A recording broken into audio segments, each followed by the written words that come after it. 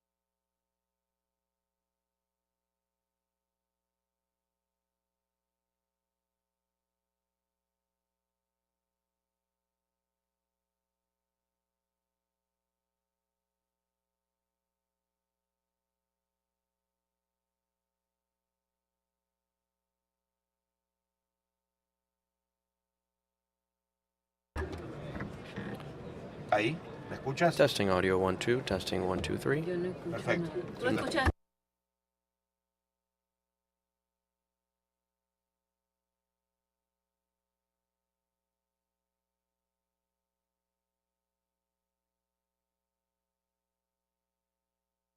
Habla. ¿Tú la escuchas? Ya. ¿Tú la escuchas? Pero ahora no puedo cambiar el relay. Escucho. Ahora no puedo, dile que ahora no puedo.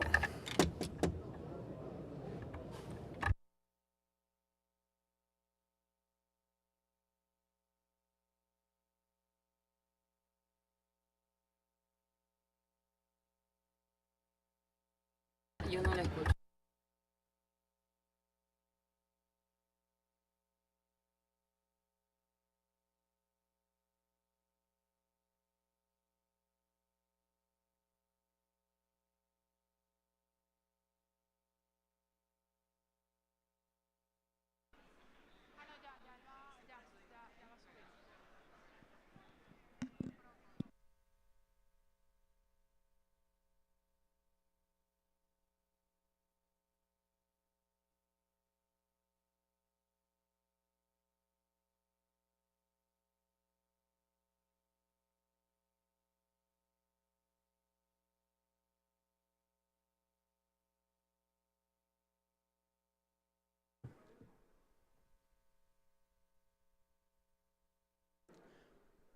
Buenos días.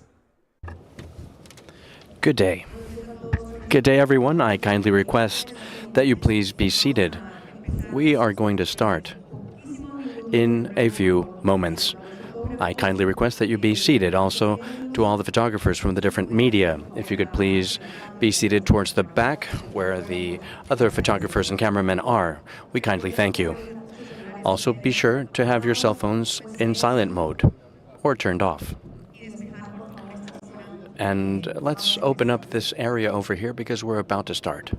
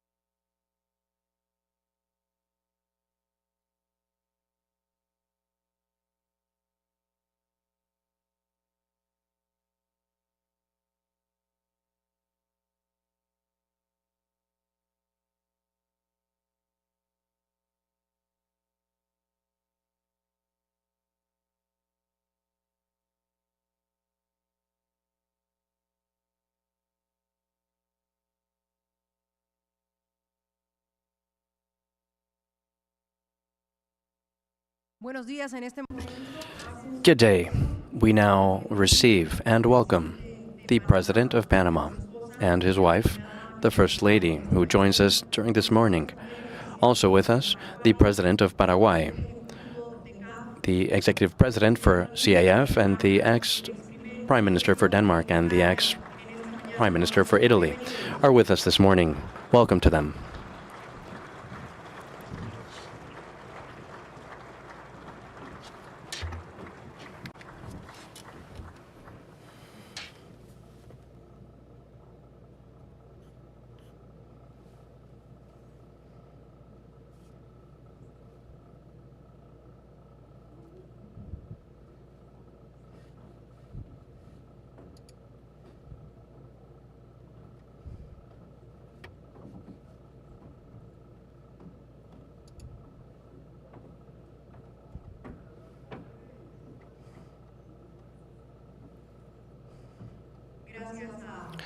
Thank you, everyone, for being with us. We are now going to start. Please, to the press, kindly leave this area open. It is very important. We have space for you reserved. Thanks again. Now let's start. Please be seated.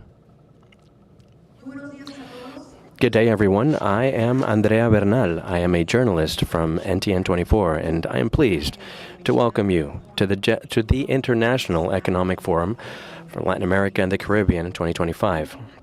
How to return to the path of growth. This is an event organized by CAF, the Development Bank of Latin America and the Caribbean, the Government of Panama, World in Progress, with support of the BRISA Group and the Business Council Alliance for Iberoamerica. For the next 2 days, here at the beautiful Panama Convention Center, more than 1,500 attendees, including high-level authorities from Latin America and Caribbean governments, representatives from multilateral organizations, also representatives from several governments from Latin America, and special characters from the business sector will debate and formulate strategies that will encourage economic growth that is sustainable and improve the well-being of our region. The purpose of this forum, which is going to be recurring each year, is much more than just a reflection upon the challenges that Latin America and the Caribbean confronts. It's brought us together to analyze critical issues such as low economic growth of just 1.6 per year, since 2010 that is, the growing inequality, and the devastating effects of climate change. But above all, this forum is designed to identify the great opportunities we have ahead of us. These opportunities, if we take advantage of them strategically and sustainably, can position us as true engines of development in this global forum. It's time to transform these challenges into solutions so that we can achieve a more prosperous future and a more thriving and inclusive region. I'd like to show you a video that's going to show some moments that we've lived and some challenges that we have ahead.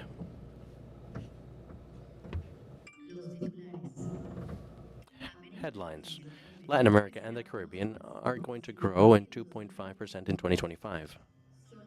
Only 5% of its GDP is what the region invests in education.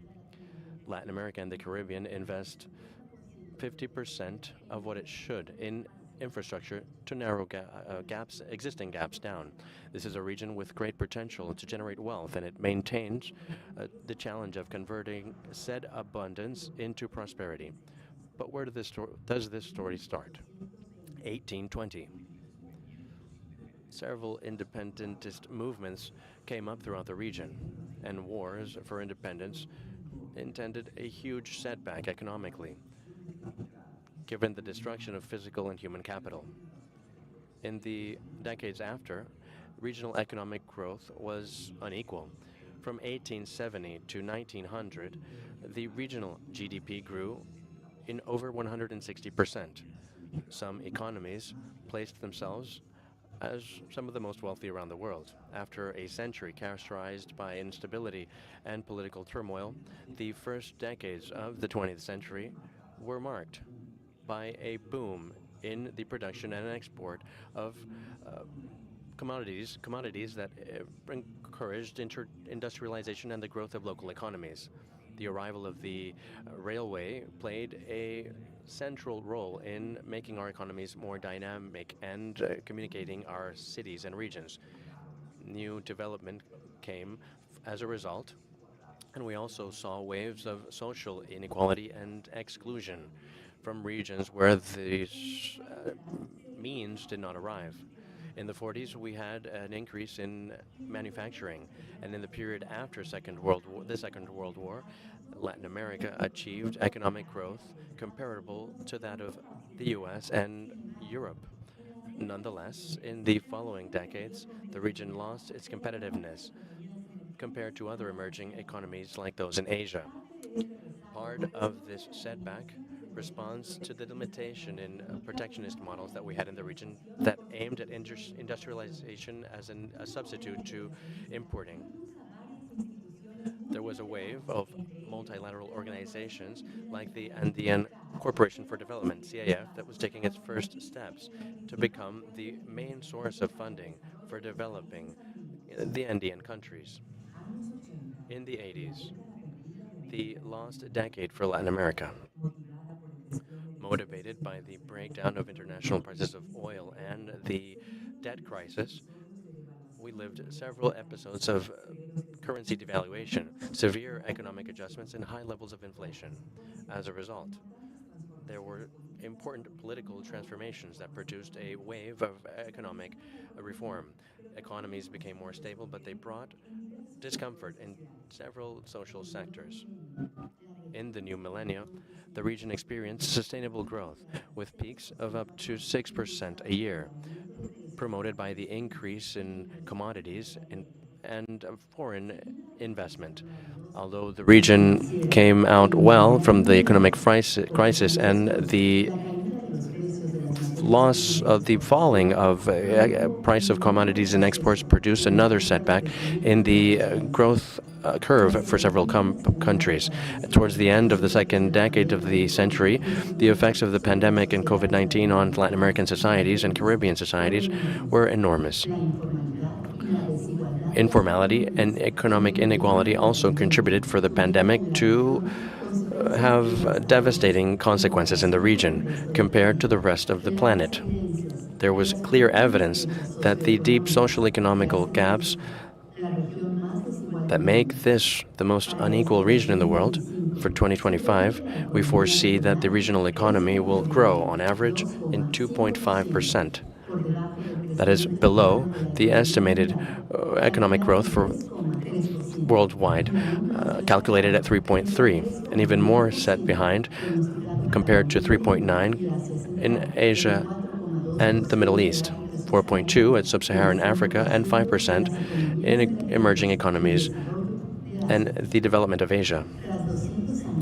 After 200 years of Republican life, the region has not managed to escape its dependence from international prices, from commodities, and new challenges that might become opportunities, like arriving at a response to climate change, the role of artificial intelligence, the loss of the populational bond, and the gap in access to digital development. All is added to old problematics like the persistent inequality and poverty, the lack of access to education and quality health, corruption, and violence. All this makes it imperative to unite forces and to come up with fresh and new ideas and disruptive strategies that may incorporate the broad cultural richness to arrive at common solutions that may result in a more prosperous and fair region, and a sustainable one. He who does not know their history are condemned to repeat it. That is why, with each new day, a new opportunity comes up to take a new path towards a different form of development, a form of development that they may encourage respectful economies towards the environment and generate wealth from human capital, from the most biodiverse region in the world, in Latin America and the Caribbean. Every path is an opportunity for us to turn into joy. Our greatest strength is that we are immensely diverse, as unique as surprising, all the colors from the earth, joined in one single region, under one brand. the regional brand for Latin America and the Caribbean. May it deliver to the world our efforts and our diversity and raise our voice, our potential, our talent, our innovation, and our entrepreneurship, so that we may bring solutions to the greater challenges that humanity faces. And now, what does the region need to do in order to take up the path towards growth? The answer to that question is found in the Economic Forum. This Economic Forum for Latin America and the Caribbean that starts now. CAF, Development Bank for Latin America and the Caribbean.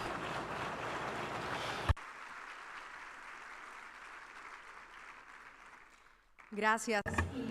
Thank you. Without further ado, it is my honor to present you with our first speaker. Let us please share a warm welcome to Mr. José Raúl Molino, President of Panama, who joins us today, and he'll be opening the forum up for us. Welcome, Mr. President.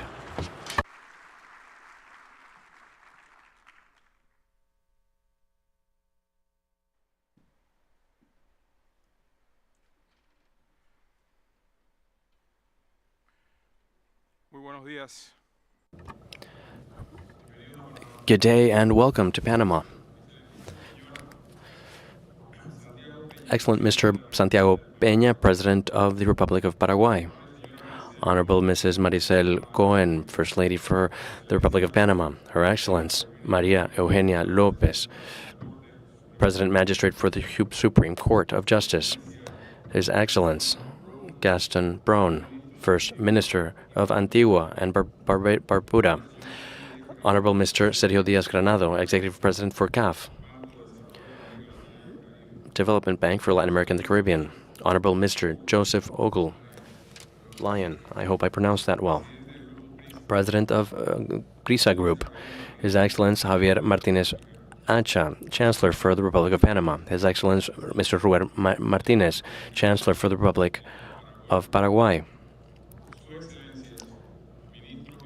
Dear Excellence, Ministers and Vice Ministers of Panama and Latin America, heads of diplomatic missions and international organizations that have been accredited in the Republic of Panama, honorable senators, deputies, governors, and mayors from Latin America, dear businessmen, directors, and strategic allies for CAF, special guests, to the media, ladies and gentlemen.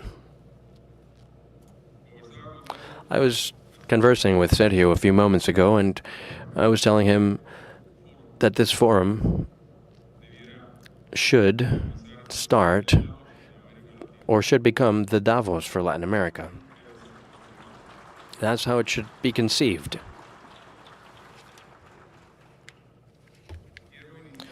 I'd like to start by thanking the bank for its initiative. Thanks to their vision for strengthening the economies of our region, had Panama in its thoughts to hold the Forum for Latin America and the Caribbean in 2025 and share a dialogue and add economic ideas and trade ideas that may regenerate, setting a landmark point for our region. Given the geopolitical changes that we've seen, our countries need to potentiate their assets and bet on sustainable development, adding value through education and through innovation in order to guarantee growth, internal growth, that is, and encourage world trade. We have the huge challenge of guaranteeing a present state, because not everything could just be left at the market's will. Meanwhile, it should be a market that is not bothersome and that may guarantee opportunities. It should not be a brake on the initiatives that may come from the private sector. Hefty states scare investment away. We cannot disguise inefficiency with excessive public spending. We cannot cover up the lack of opportunities with state employment. Our countries do not have the resources necessary for these changes, and that is where CAF transforms itself into the tool where ideas will not leave if we just leave them on paper. We need to encourage or come up with ideas to encourage true change, efficiency, and ease. We need to invest in innovating and managing for less bureaucracy to become more benefits to people and companies that carry with the huge cost of government inefficacy. I say all this because Panama is living the maximum expression of what happens when the funding that is not aimed at innovation, that includes technology and efficiency, generates huge fiscal imbalance towards the future. We increase debt towards the future, but the country does not develop, meaning we are even more in debt, with more unemployment, more poverty, and more inequality. To mobilize resources from industrialized countries towards our region should always be aimed at encouraging development of productive infrastructures. It should encourage development, encourage trade, investment, and support the business sector. Multilateral organizations that provide credit are allies, and they should surveil for control and how each lended dollar is provided to each country, evaluating if these efforts have a multiplying effect or are simply an excuse to cover up current deficits. This is a joint effort so that we can leave a better country to the future generations and not condemn them with high-level debt and no progress. I must say that CAF is a strategic ally for developing infrastructure for the country. Today, our commitment, our pledge, has been to make sure that the projects that have been funded be executed sustainably, efficiently, and responsibly. The Republic of Panama has become a partner for the Andean Corporation for Development in 1997.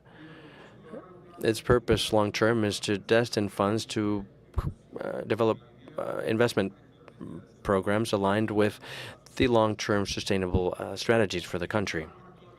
In Panama, we currently handle operations that are of two natures: non-reimbursable technical cooperations destined to certain sectors in the economy like education, science and technology, transportation, culture, infrastructure, productive infrastructure that adds up to $6.4 million. Reimbursable operations that we can underline or mention: the non-compromise credit line to support and develop the water sanitation program in Panama. That adds up to $492 million. This agreement was one of the most innovative ones in the region. It consolidates several loans, and it also improves the financial conditions or past programs through reform policies in agroforestry and the reduction of environmental gases.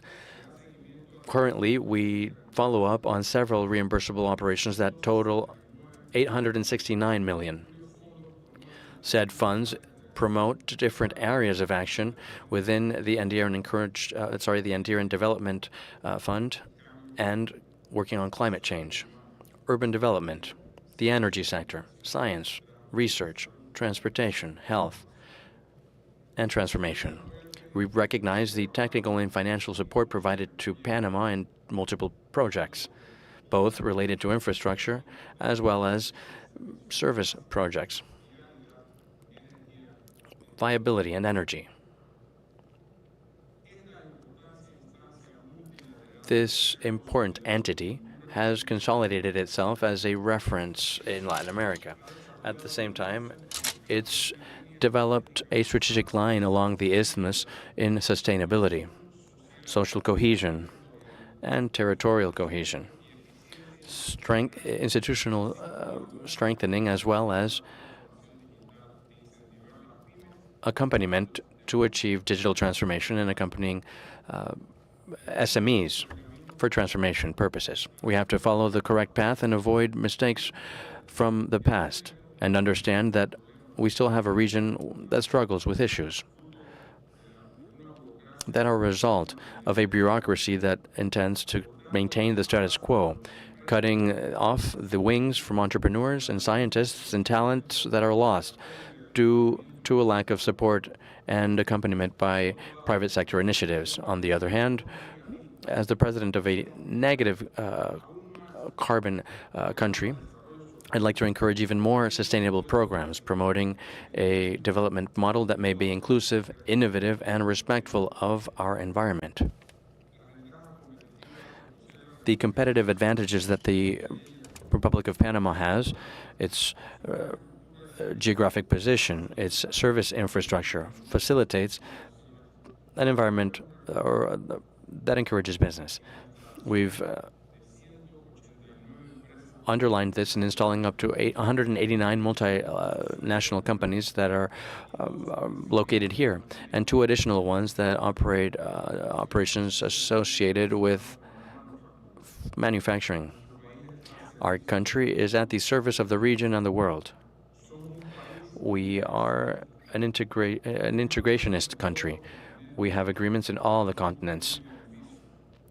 We work in favor of the world. We have neutrality. We fight against international crime. We join the world. We connect it. We receive everyone. And we work so that every day world trade is more and more competitive. I am convinced that this regional forum is the best scenario to cultivate greater ties of friendship and extending the mechanisms that we have in order to encourage economy and prosperity in Latin America and the Caribbean. Now, to wrap up, I would like to leave you with a message from Panama and from all Panamanians, and I hope this has a multiplying effect. The Panama Canal is and will continue belonging to Panama. Thank you very much.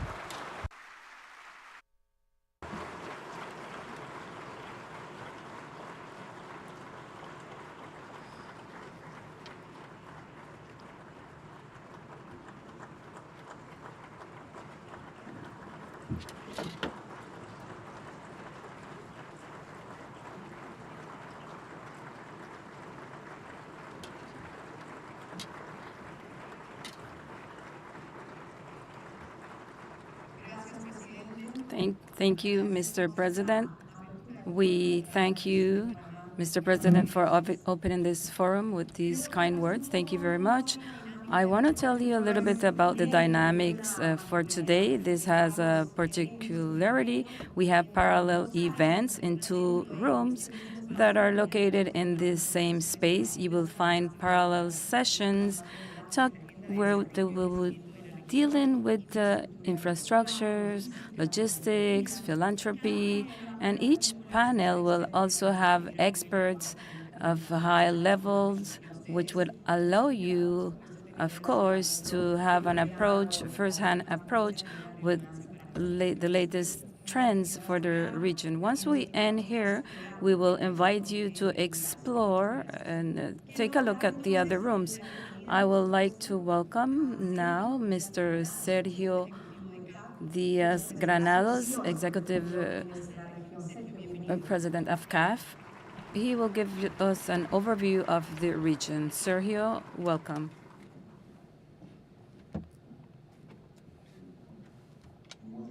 Good morning to everyone. Allow me to use an expression that will help us to shorten the time. I join all of the previous salutations. I join what Mr. Molina stated about this first executive International Economic Forum, and I would also like to thank you, Mr. President, the Ministry of Economy and Finance, Felipe Charlan, for the help with the organization of this event, the mayor for his warm welcome. We're also very excited that Mr. Presidente Santiago Peña will be the main speaker of this forum. Paraguay is a reference both in terms of sustainable development as one of the key players for regional integration. Finally, I would like to take this opportunity to greet the Paraguayan Foreign Minister Ruben Ramirez, a good friend of CAF, who he opened the CAF office 15 years ago in Panama. Thank you, Ruben, for all of the support that you gave us for the CAF here in Panama and the flourishing of this institution. Today, we established an annual meeting for institutional convergence, a global meeting for leaders, entrepreneurs, and experts interested in our region. We had a gap and the need to strengthen alliances and build solutions from the region and for the transformation of the region. This is a space for Latin America and the Caribbean and for those interested in Latin America and the Caribbean. CAF is an extraordinary alliance with Grupo Prisa, headed by Joseph Uruguayan, and World Progress. We set ourselves the goal of filling this void. 2 centuries ago, first in his famous Letter of Jamaica, and later in the convocation of the Anfitrionic Congress, Simón Bolívar conceived Panama as the ideal meeting place to discuss the highest interests of the region and its relationship with the rest of the world. Today, we ratify that vision. The Bridge of the Americas, seen in all its grandeur from this convention center, is a powerful testimony to how the country has been successful. Today, we are here to ratify our commitment with the region, with the country. We do it because the isthmus joins culture and its logistics, worldwide logistics.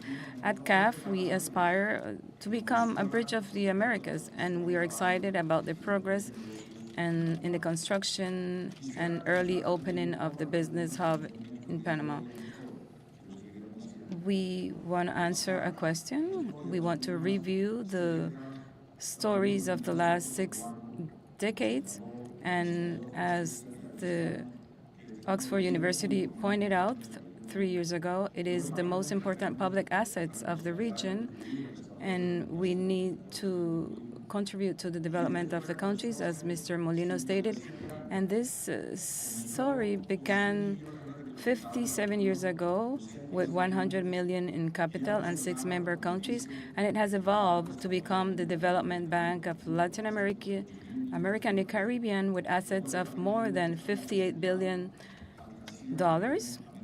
This is the main source for Latin America and the Caribbean. And as of tomorrow, it will be 23 when we will sign with Antigua and Barbudas. We and the Prime Minister Gaston Brown, we have established ourselves as the leading non-sovereign user. And last year, 1 million sterling pounds were part of the program for Latin America and the Caribbean. As a green bank, as a sustainable development bank, we have been advancing, and this year we will continue. And this thanks to the support of the partners. 7 billion, the largest in the history. The bank recorded this in capitalization 3 years ago, and this was done together, setting aside ideological differences, regardless of political ideologies. The governments of the region have in CAF a partner and an ally and platform to advance for the region. We feel the call and the responsibility to deepen this dynamic and make it grow exponentially. And this is why the question, how to retake the path of growth. The answer, as we can see it in the agenda, it encompasses a lot of topics: connectivity, inclusion, biodiversity, entrepreneurship, infrastructures, just to state certain examples. To advance, we need, of course, a way to get out of the trap. Latin America and the Caribbean has great contrast, and we need to look at different perspectives, because a few years ago in Spain, we had a report of why Latin America is important, and it gave us the elements of a half-filled cup: crisis, public finances, and of course the reduction of crisis. However, the region is also, we can look at it as a different perspective, a half-empty cup, and we have different trends, and the progress has been shifting. After the crisis of 2028, the governments of Latin America and the Caribbean, they focus almost exclusively on this storm. Caught up in this moment, we did not realize the massification and popularization of smartphones and the potential developments in softwares and hardware. We got distracted and lagged behind. Something similar seemed to be happening in the current scenario. While the rest of the world is crossing the threshold of the so-called age of artificial intelligence, in the regions, we're talking about mediocre growth and low productivity and high indebtedness. We therefore face the challenge of catching up, making reforms, and coordinating action, an antidote to the cyclical dynamics of our growth in history. From our perspective, as the regions develop, we have certain developments, certain difficulties. The first challenge is the stagnation of the middle classes and the increase in poverty. You saw it in the between 1950 and 1980, 5.5% was the growth of the GDP, and in between the 1980 and 2009, it fell to 0.7%. And we have and at last 15 years, it has been only 1.6% in the last 15 years. Paul Krugman, Nobel laureate in economics, recalled a few days ago the optimism of the year 2000. Second challenge, we are a region highly vulnerable to climate changes. The last year has been particularly complex. Over 7 billion losses in Ecuador, Chile, Paraguay, Colombia, and recently in the U.S. Hydric systems endangered. There's no point of the region, no place that is not suffering. And this takes us to the energetic transition. Latin America and the Caribbean have 20% electrification. We have a great opportunity for transforming our region. Let's look at the fourth challenge. And we want to work in coordination with the private and public sectors, especially with the local sectors, the security for Latin America and the Caribbean. It's a region in peace in the sense that we have no armed conflicts. But millions of Latin Americans go out to work every day without knowing what could happen to them. 11 criminal markets, such as very diverse, and it's getting to affecting many people. We have 30 million young people who neither study nor work. And we have a fifth challenge, is the erosion of democratic institutions. We have one of the most democratic regions in the world, but one of those with the highest rate of loss of citizens' confidence. Barely 27% of citizens are satisfied with democracy. We're reaching the highest levels of tensions. And now, what's next? And this generation has an advantage in relation, as compared to the first generations that gave us freedom. We have never had so much knowledge, so much savings, so much human capital as what we have today. We have the best moment for training our workforce and especially our women. It's a moment to use that saving, that knowledge to construct solutions. And these forums and those that we will have in the rest of the year and other activities which will take place are for this objective.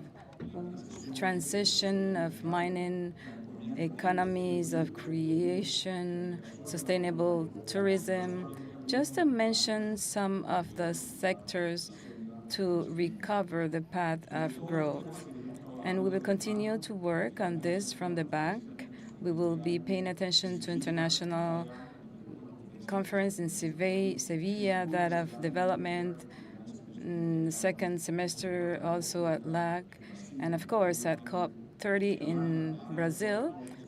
It will be at Belém, and we assume the responsibility as CAF also to elevate the voice of Latin America and the Caribbean, where the world now is fragmented in blocks. Last week, for example, at Fitur, the most important tourism fair in the world, together we were working so that we can find guides for Latin America and the Caribbean. President Molina already presented the guide for Panama so that investors can find Panama for investment. We are also reinforcing the investment in our territory. I would like to add that we would like to thank the leaders and those who are here in Panama, the international panelists, over 250 from 15 different countries will be here sharing their knowledges and helping us to become better in our regions. We have our colleagues as well, almost 300 specialists that have almost 34 billions in portfolio ready to share new opportunities. All of the directors of CAF were here. We joined to help those interested in Latin America and the Caribbean to help with projects to finance together. We want to have 30 initiatives, $100 million to mobilize the public and private sectors for the transformation necessary for our region. We are here to answer key questions and how to translate this into actions, looking at the digital and green transitions and economies, how to look at the geopolitical complex situation, and of course, how to improve our regional integration. And before ending, 3 commitments. The first one, as Mr. Molino stated, we want this forum to become an annual meeting place, always in Panama. This to help us strengthen our region, the public, private sectors, finance, sectors to be here in Panama. You saw how convenient it is, connectivity of Panama in the last 30 years, the establishment of world-class hotels and this great international convention center, and I would invite you to look around it. Our leaders are here in Panama to reflect on what is convenient for the region. And Mr. President, as you stated, the voice of Latin America, Mercurio of Chile, stated that this is the voice for Latin America. We want to be original. We're not comparing ourselves with others, but we do need an appointment in Latin America, and it's good to have it here. And second, the results of all of the discussions we are transmitting on platforms. They will be available, all of this knowledge, and for those who are interested in Latin America. The idea is that all of this knowledge that of today and today can help to take more actions and decisions in the coming years, months. And third, our commitment with the private sector to carry out more and more ambitious ideas to foster development of the region. We have a lot of difficulties, but we are in peace. We have a lot of potential, a region of entrepreneurs, a region of good people. Many studies stated that 33% of women intend to become entrepreneurs. We are, in fact, the most entrepreneurial region in the world. In addition, 40% of these businesses have high potential for innovation and business development programs, but face barriers such as the digital and financial divide. There are challenges, so let's work together to show the potential, no return. United, let us travel a road of no return towards progress, development, and well-being. Together, in the face of the storm, let us build answers, reforms, and solutions to the most pressing problems of our time. Because united, we're stronger. Welcome, and thank you very much. Thank you to the Executive President of CAF, Sergio Diaz Ganadas, for this vision on the future of our region. Now I would invite Joseph Ogudian, President of the PRISA Group, who will talk about the crucial activity of the media for growth. Welcome, Mr. Julian.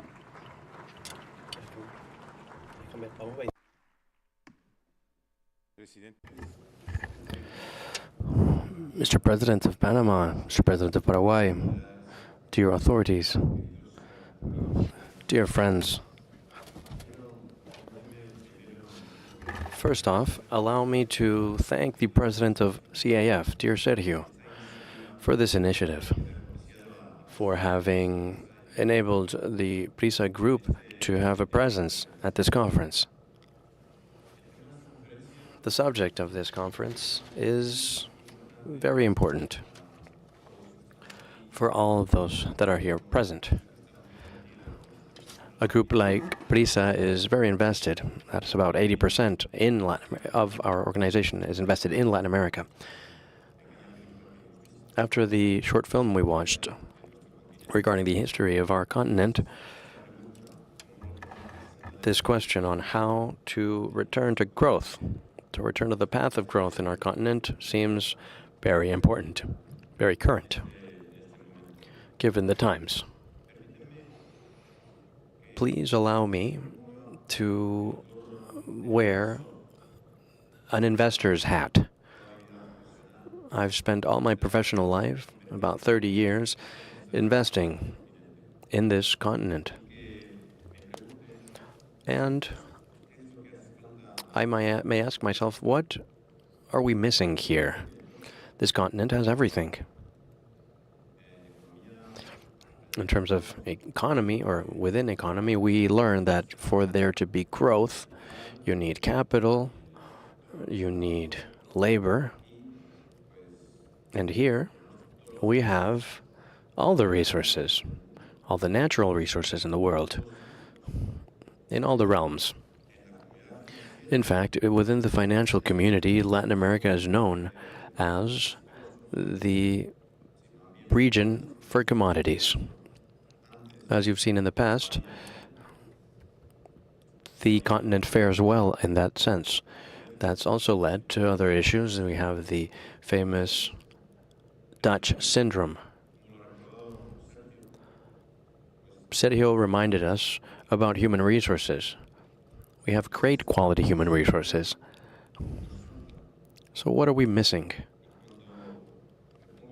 When I wear this investor's hat, I think that the first thing that draws my attention is the lack of private savings and the lack of investment. That is immediately noticeable when you observe the recurring problems, when you observe currencies, the currencies of our countries, which have a tendency to devaluate. This is the region in the world where we have the highest cost for royalties. What are we missing in the region for investment to arrive so that people save more?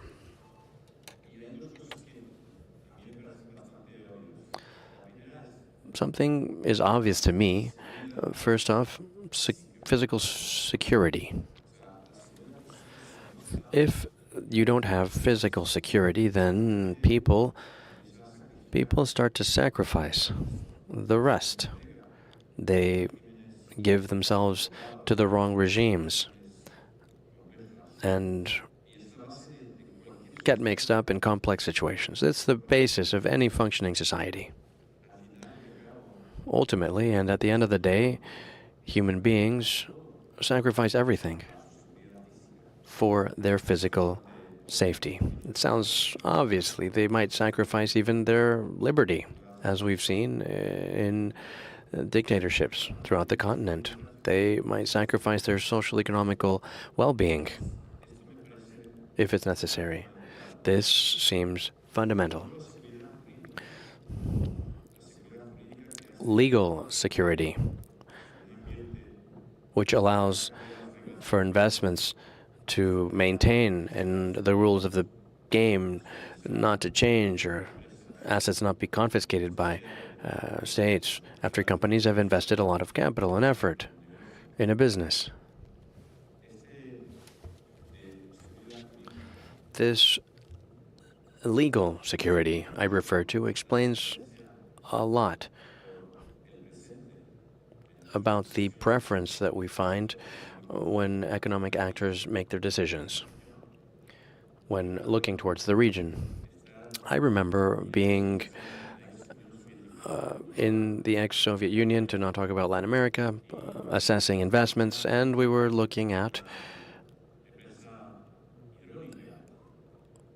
a company that works in hydropower.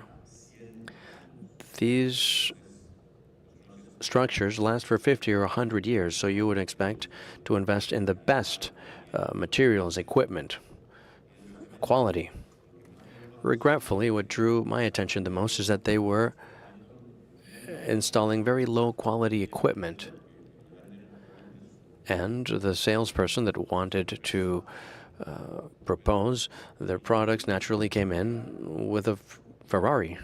And I asked myself, why are they investing so much in their car when they should invest more in their company? Because that car might have a lifespan, a useful lifespan, of a couple of years, but a company, a hydropower company, can generate assets or outputs for 100 years. So I think it's this lack of belief, believing in the system, and a very short-term outlook, a preference for the present moment that is infinite, I would say. So I think that these are notions or ideas that are a bit obvious, evident, and pave the path for the following questions. Because next I want to wear the hat of the president of the PRISA group. We're invested a lot in the media, as you may remember, but also our presence, our education. We are the first in terms of education in Latin America. We're present in 22 countries with the Santillana brand.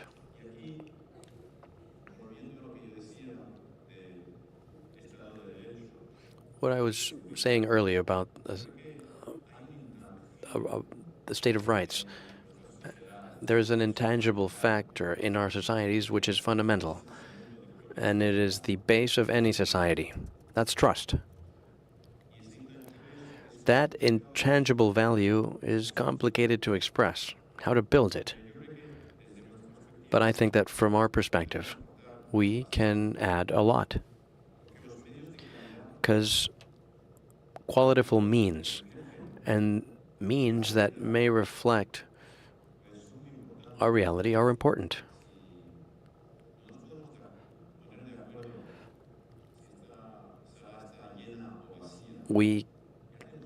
If we can't agree if a glass is full or empty, then or halfway full or halfway empty, then we can't share a discussion.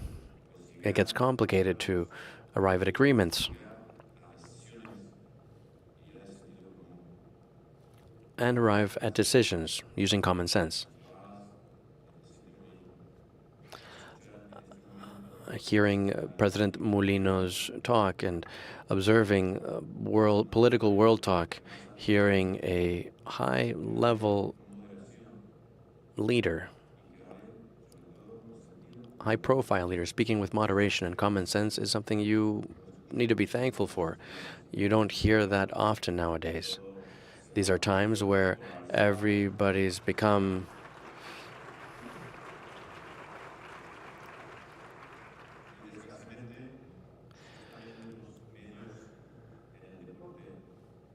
sadly, we also have media in sports. We have the newspaper The Las, which is known to be favor Madrid.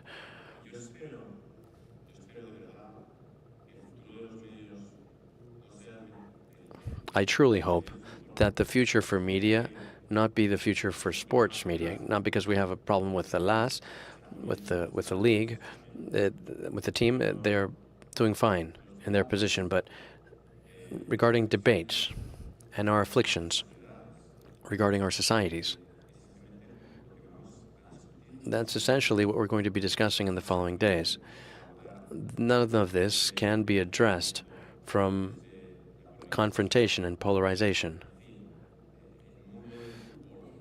The world of football, for example, where you depending on which your team is, you might think there's a penalty or not, and it just depends on who your team or which your team is.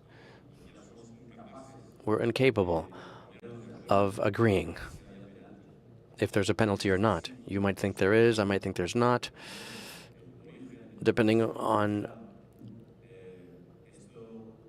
who you're going for. Then this contaminates the media, and we end up in problems because this all erodes trust.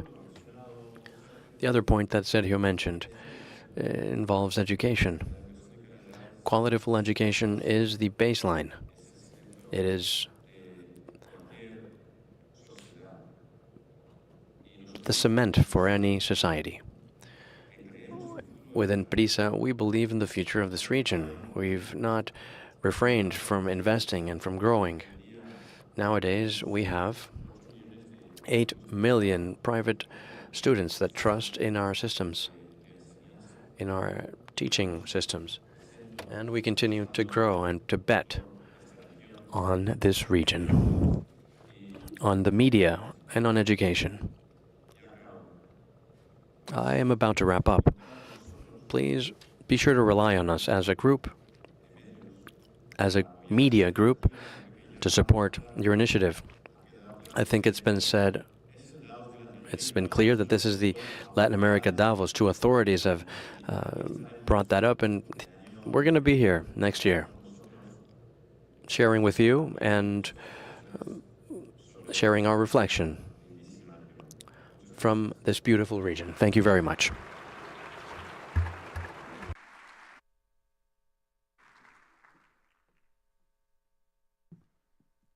Gracias. Thank you, Mr. Joseph Oguglian, for his kind words. I'd now like to invite you to view a video with some remarks from Georgina, the director of the IMF, Kristalina Georgieva. The International Economic Forum 2025 and share a few insights on a top-of-mind topic for policymakers today: how to achieve vibrant economic growth, how to lift up growth prospects. Latin America and the Caribbean successfully weathered the shocks of recent years, thanks in large part to good macroeconomic policy, to strong fundamentals. But the growth outlook for the region remains weak. Medium-term growth is expected to average 2.6%. This is just around the low historical average. And when we look at the reason for that, we need to recognize that the growth problem is structural, not cyclical. Low investment and low productivity growth have limited income convergence with advanced economies over the past 3 decades, and demography, which has provided a key engine of growth in the past, is turning into a headwind. When you look at the bottlenecks, 3 stand up. First, high informality and a high share of small, low productivity firms in the economy. Second, regulatory barriers and governance challenges that limit entrepreneurship. And third, low and inefficient public investments and inadequate infrastructure. So clearly, we have to address these bottlenecks to drive economic growth higher.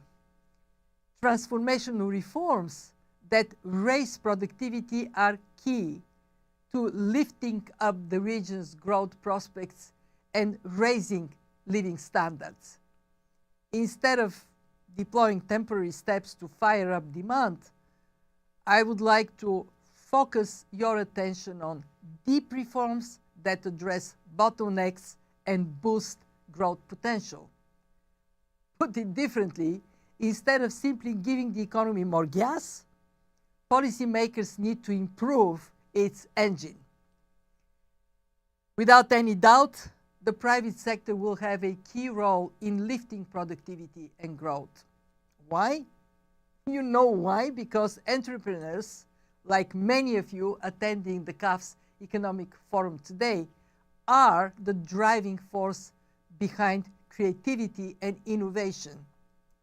And to support the private sector, to foster entrepreneurship, reforms should focus on cutting red tape and increasing competition, improving governance by strengthening institutions and the rule of law, boosting regional trade integration, addressing infrastructure gaps, making the labor market more dynamic and flexible by addressing skill mismatches and increasing female labor participation. And very important for Latin America and the Caribbean, tackling crime, improving security are essential to allow these reforms to gain public support and then hold steady for prosperity in countries. I want to finish by addressing you, President Diaz-Granados, with a word of thanks for the excellent collaboration between our institutions and re-emphasize there is so much to do and it requires us to do it together. Together, we can help our members in LAC navigate challenges and get their economies in high gear to create more and better jobs and bring improvements to the quality of life of millions of people. Gracias.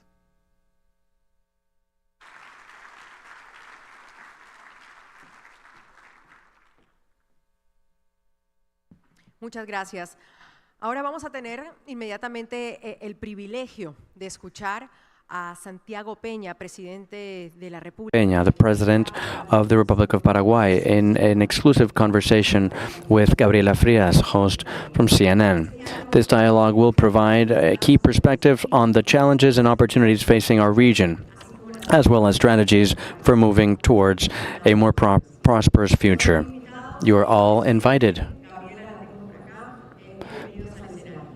Dear President, join us. We have Gabriela with us.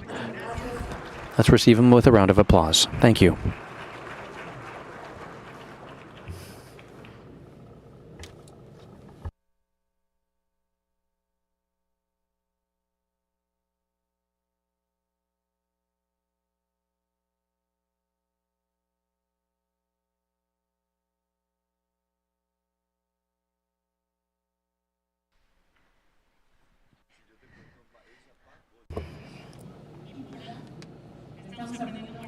We're learning Guaranimi while we're waiting for the mic. How are you, Mr. President? Mr. President Peña, I will give you the mic. I'll come closer to you. Mr. President, we met during the 10 years ago during the Economic Forum in Peru, and an economist, ex-former Ministry of Finance, is now the President of Paraguay. Does that make a difference? Yes, I think knowing about public policies and how, like a doctor that goes into an operation room, if I'm asked to do this, I will be in panic. If I'm asked to calculate for construction a building, I'll be in panic. But for someone that has a training in economy and who work in the implementation of public policies, it's a blessing to have had the popular vote, which is the most important aspect. It's not only what you know, but how you can convince the population. Thank you for the mics. If you don't stop me, I can go on and on. So please let me know when time is over. Thank you, Sergio. Thank you, the organizations. It's great to be here in this event. It's called the Davos of Latin America. We need to talk in this region. We need to see the authorities talking amongst themselves to convince the populations and to convince themselves that we're working for a better future. You have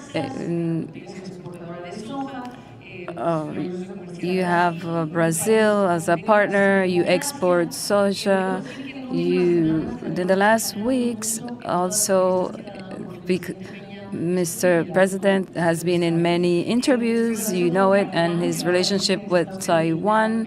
You are in the midst of what the U.S. is stating, the menace, which is represented by China, one of the presidents that moved the embassy to Jerusalem. Paraguay, you want Paraguay to become a leader in Latin America. You have a candidate for General Secretary of the AOAS. Is there optimism? Yes, and I would like to thank the CAF. And more than thinking about the Davos of Latin America, we need to think about the Economic Forum of Latin America. I have no doubt we are the region that offer more opportunity. And this video that CAF showed us with the history, it's like my own speech as well. When I try to talk about Paraguay, I talk about the history. And in the video, Paraguay was talking about the videos, the economies seeking independence in 1820, and Paraguay was already independent.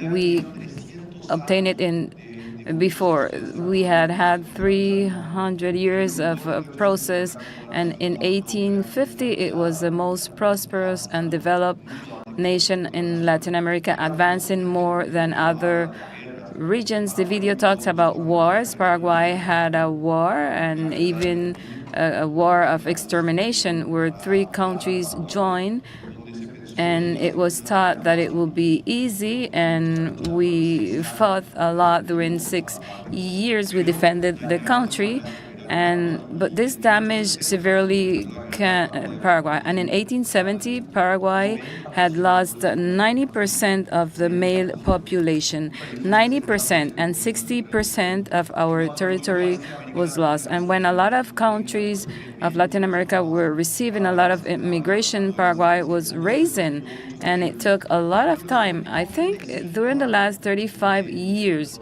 of returning to democracy, it was a process of important progress, and a country of a lot of opportunities, where we have a sense of responsibility, not only for our country, but also towards the region. And I was asking, in terms of the next election, of the elections of the next president of the AOS, are you optimistic? Yes.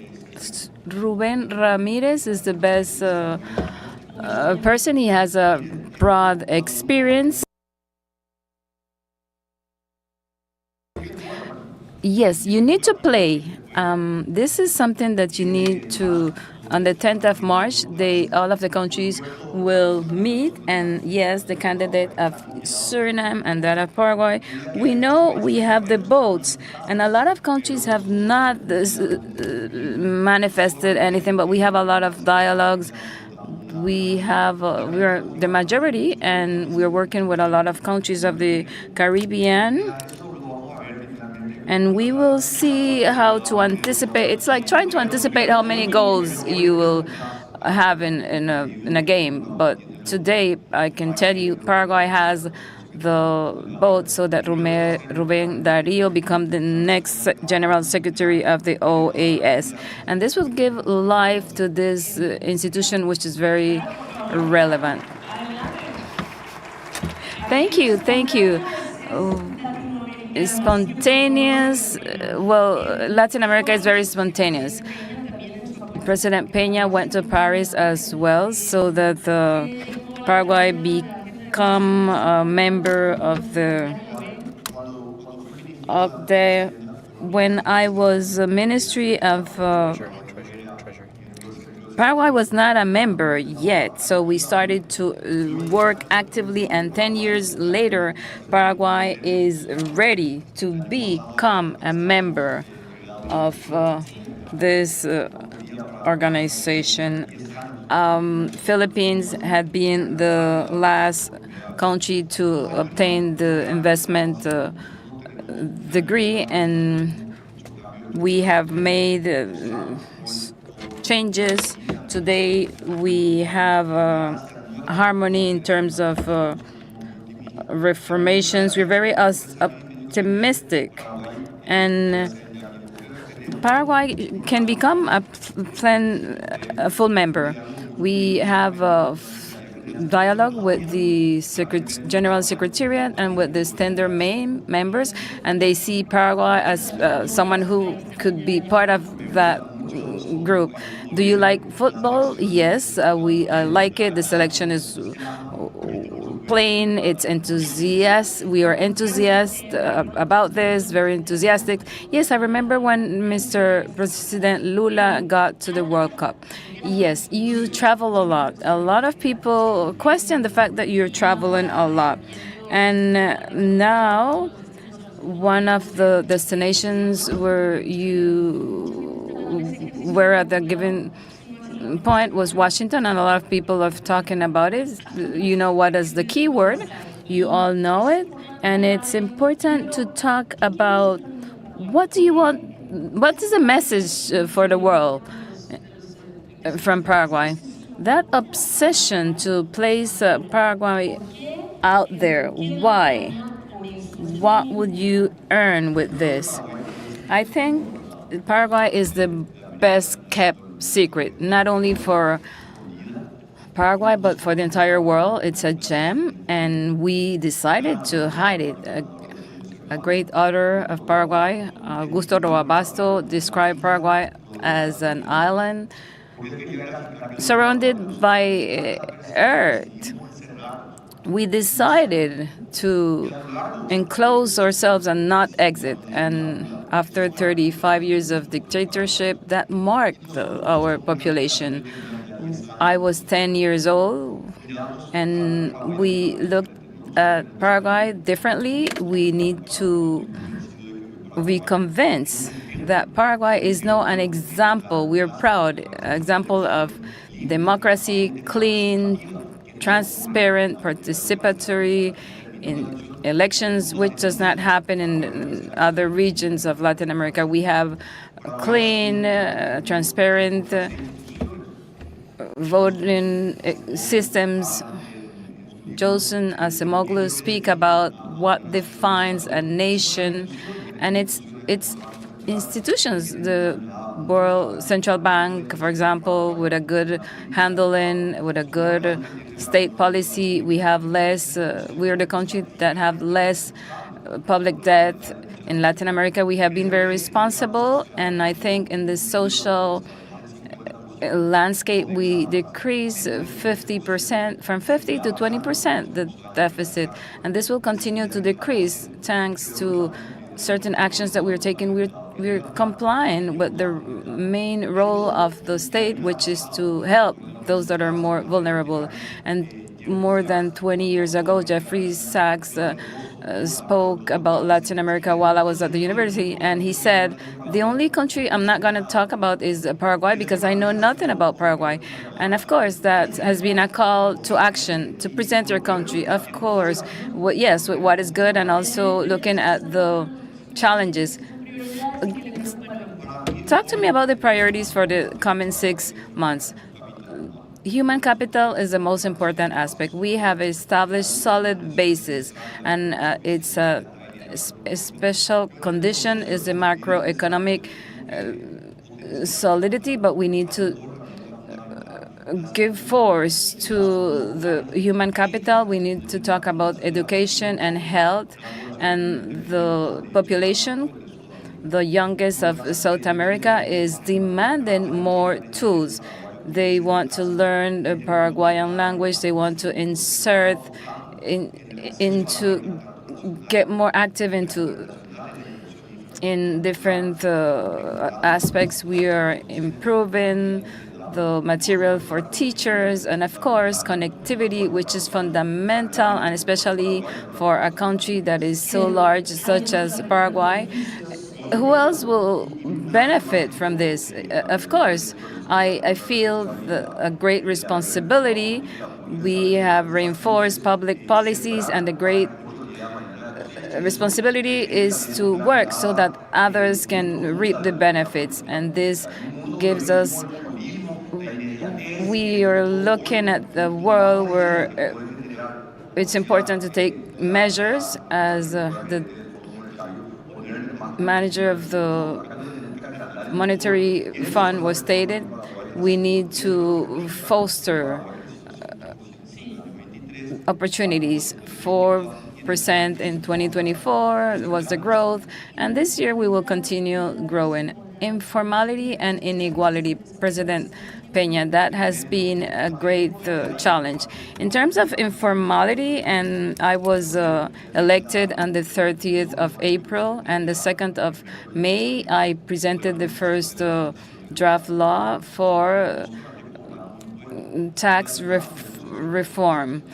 Last year, we increased by more than 20%. We decrease informality, and this generates also a lot of employment in this SME sector. We are, I think, in these 200 years of history of Latin America, there's not much to invent. It's more a matter of doing. It's not an ideological aspect. Paraguay has always been in the midst of this ideological debate. We have been, it's common sense, the private and the public role, private and public sectors, they each have their own role. Do we need a more regional efforts? Peru, I think about Mexico.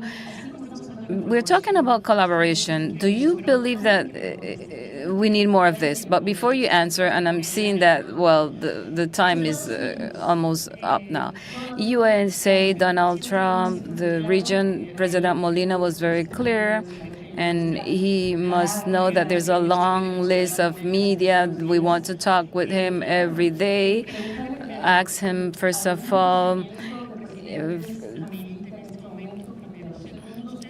anything from the president right now. I understand that you were not at the inauguration.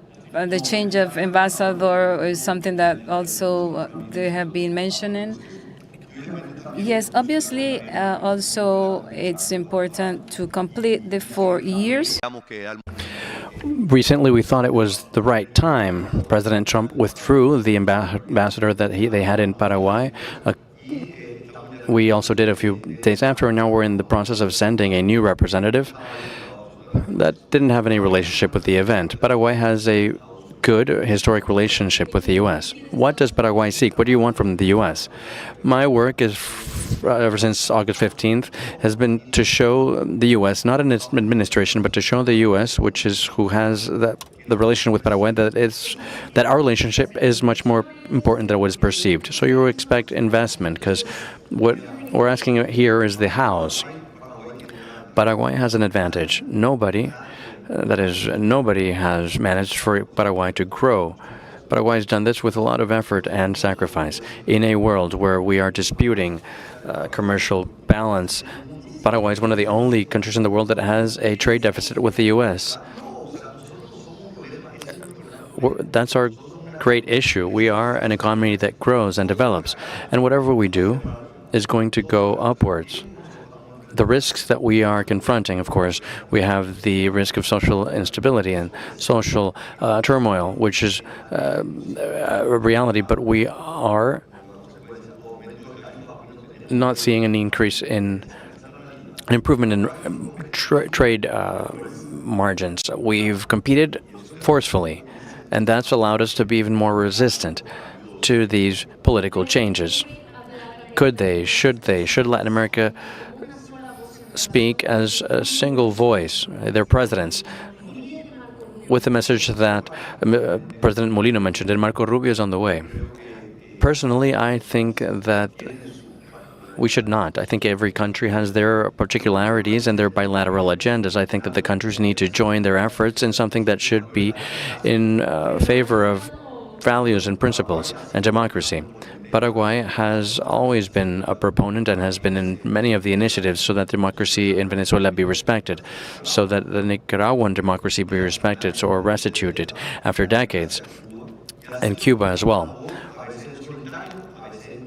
We've raised our voice in solitude and sometimes jointly, but we will continue to do that. Along with Ruben Ramirez, we want the OAS to be a space to resolve these issues. Isn't that what it does now? How would you change the OAS? How would you make it more effective? I think that the OAS has lost a lot of relevance. I have a lot of care for it, and the president, he's done a lot of work and he's set forth huge efforts, but as president, I want to work more in this organization aside from whoever be the winner. If Suriname achieves more votes, my commitment is to the institution and not a person. Have you already set the calendar date when you will be received in the White House? No, not yet. We still have a conversation pending. Back then, Senator Marco Rubio was the first active senator to visit Paraguay in 40 years. So what do you expect of the visit? He's not going to go that south, but do you think he's... Well, I was with him when he assumed his new office. We underlined our commitment to work together. For us, the relationship with the U.S. is important. And what I see with the President Trump's team is a different configuration. We have a Secretary of State not only that knows the region, but he also speaks our language. He is committed to Latin America. He's number two, and also the number two person in the Department of State speaks Guarani. Imagine that. He lived in Paraguay. His dad was an ambassador to Paraguay, Christian Landau. So we see this with optimism. Our bilateral relation. We understand President Trump's strategy. It is very clear. He has to work on putting the U.S. first. What do the countries from the South have to do? We haven't talked about Mercosur. I wanted to touch on that afterwards. But Donald Trump wants to attract investment. He's talking about lowering the corporate rate. That will subtract competitivity to some countries, those that have high-level taxes. Not Paraguay. Ursula von der Leyen announced that she's going to set that to revitalize Europe. And we need investments. Are you taking some commitments on investment from here? Well, Paraguay is open for business. Of course, every one of my trips out of Paraguay, which generate a lot of discomfort locally, because are intended to bring me closer to investors. This international forum is focused on international investment. I've already held meetings with different chambers here in Panama, different businessmen, so we leave with a lot of enthusiasm. We have a great story to tell. Also regarding corruption, which is critical in your country. This year, how are you going to continue eradicating? I know there's a civil service law. I swore on August 15th, and on August 21st, I summoned all the powers of the state, the president of the court, the Congress, the state prosecutor, and the national comptroller. I told them, ladies and gentlemen, corruption is rampant, and it cannot be fought separately. We need to do this together. We set the objective of fighting this together in 19 days. In 90 days, we approved a national plan against corruption, which we've already started implementing. We've presented several laws to our Congress, a law on integrity and transparency. So we're still in the laws phase. While they're being implemented, we've given the institutions the competencies. We've provided the institutions with the tools necessary. The tax reform that sought to reduce informality had an important component on the fight against corruption. This is all cross-cutting to us. Access to public information. In Paraguay, 10 years ago, in 2013, we approved the most demanding laws in terms of transparency and access to public information. That has allowed the state to be more in compliance in terms of accountability towards the population. Last message to our businessmen in the room. We're out of time, but to wrap up in a positive note, give us some of the hows. Since Paraguay has had important progress in the last few years, when you see our geographic position towards the center of South America, along the central axis, the largest oceanic route, the largest waterway that Latin America has, the third fleet of ships navigate along our rivers, the oceanic our oceans position us in a strategic position to address some of the challenges that the world has towards the future. In terms of food produce, we produce a lot of food. In terms of water, we are one of the largest water reserves in Latin America. And Paraguay, as an energetic integrator, we're going through a transition where we are leading not only in generating clean energy, but our Paraguayan economy moves 100% on renewable energy, hydropower. But not only do we, Paraguay also contributes by exporting 80% of what we produce to Argentina and Brazil.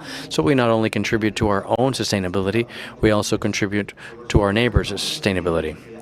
We are decided to position Paraguay with this strength, with this stronghold, so that we can become the technological center for Latin America, and also reducing vulnerabilities onto climate change, which is another huge challenge. Of course, that's another constant struggle we have. I went to COP28 in Emirates.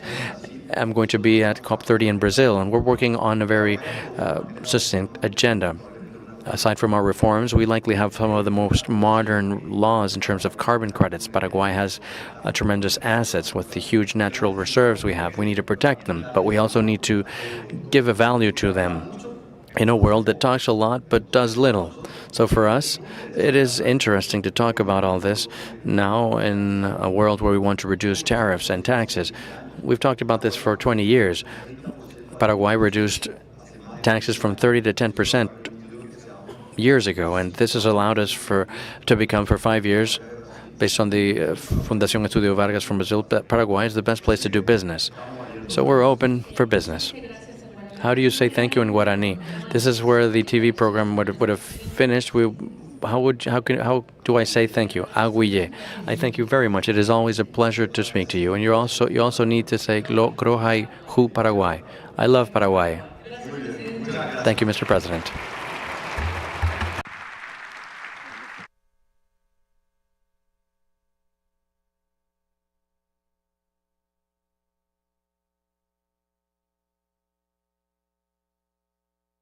Gracias, presidente, muy amable. Thank you, Mr. President. You are very kind, and thank you to Gabriela Frias for being with us during this conversation that has been very enriching. Next, I am pleased to invite to the stage a distinguished panelist.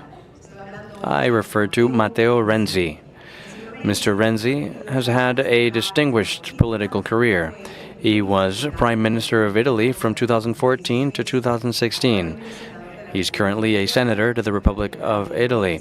He was a mayor of Florence, a Secretary General of the Democratic Party. In 2019, he founded his own party, Italia Viva. Mr. Renzi is with us. Please, a round of applause for him. Good morning, everyone. I'm sorry if I speak in English and not in Spanish because it is not easy for me to speak in Spanish, but I finally understand the reason because I was invited.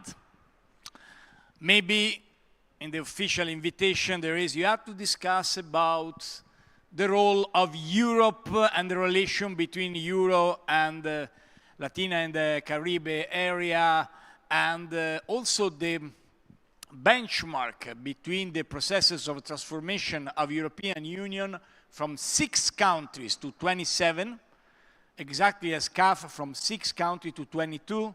So this is the official reason. But the real reason is because I'm Italian, and as Italian, I'm expert of chaos. And we have a master in my country about chaotic situation. And today, the political situation is a situation of chaos.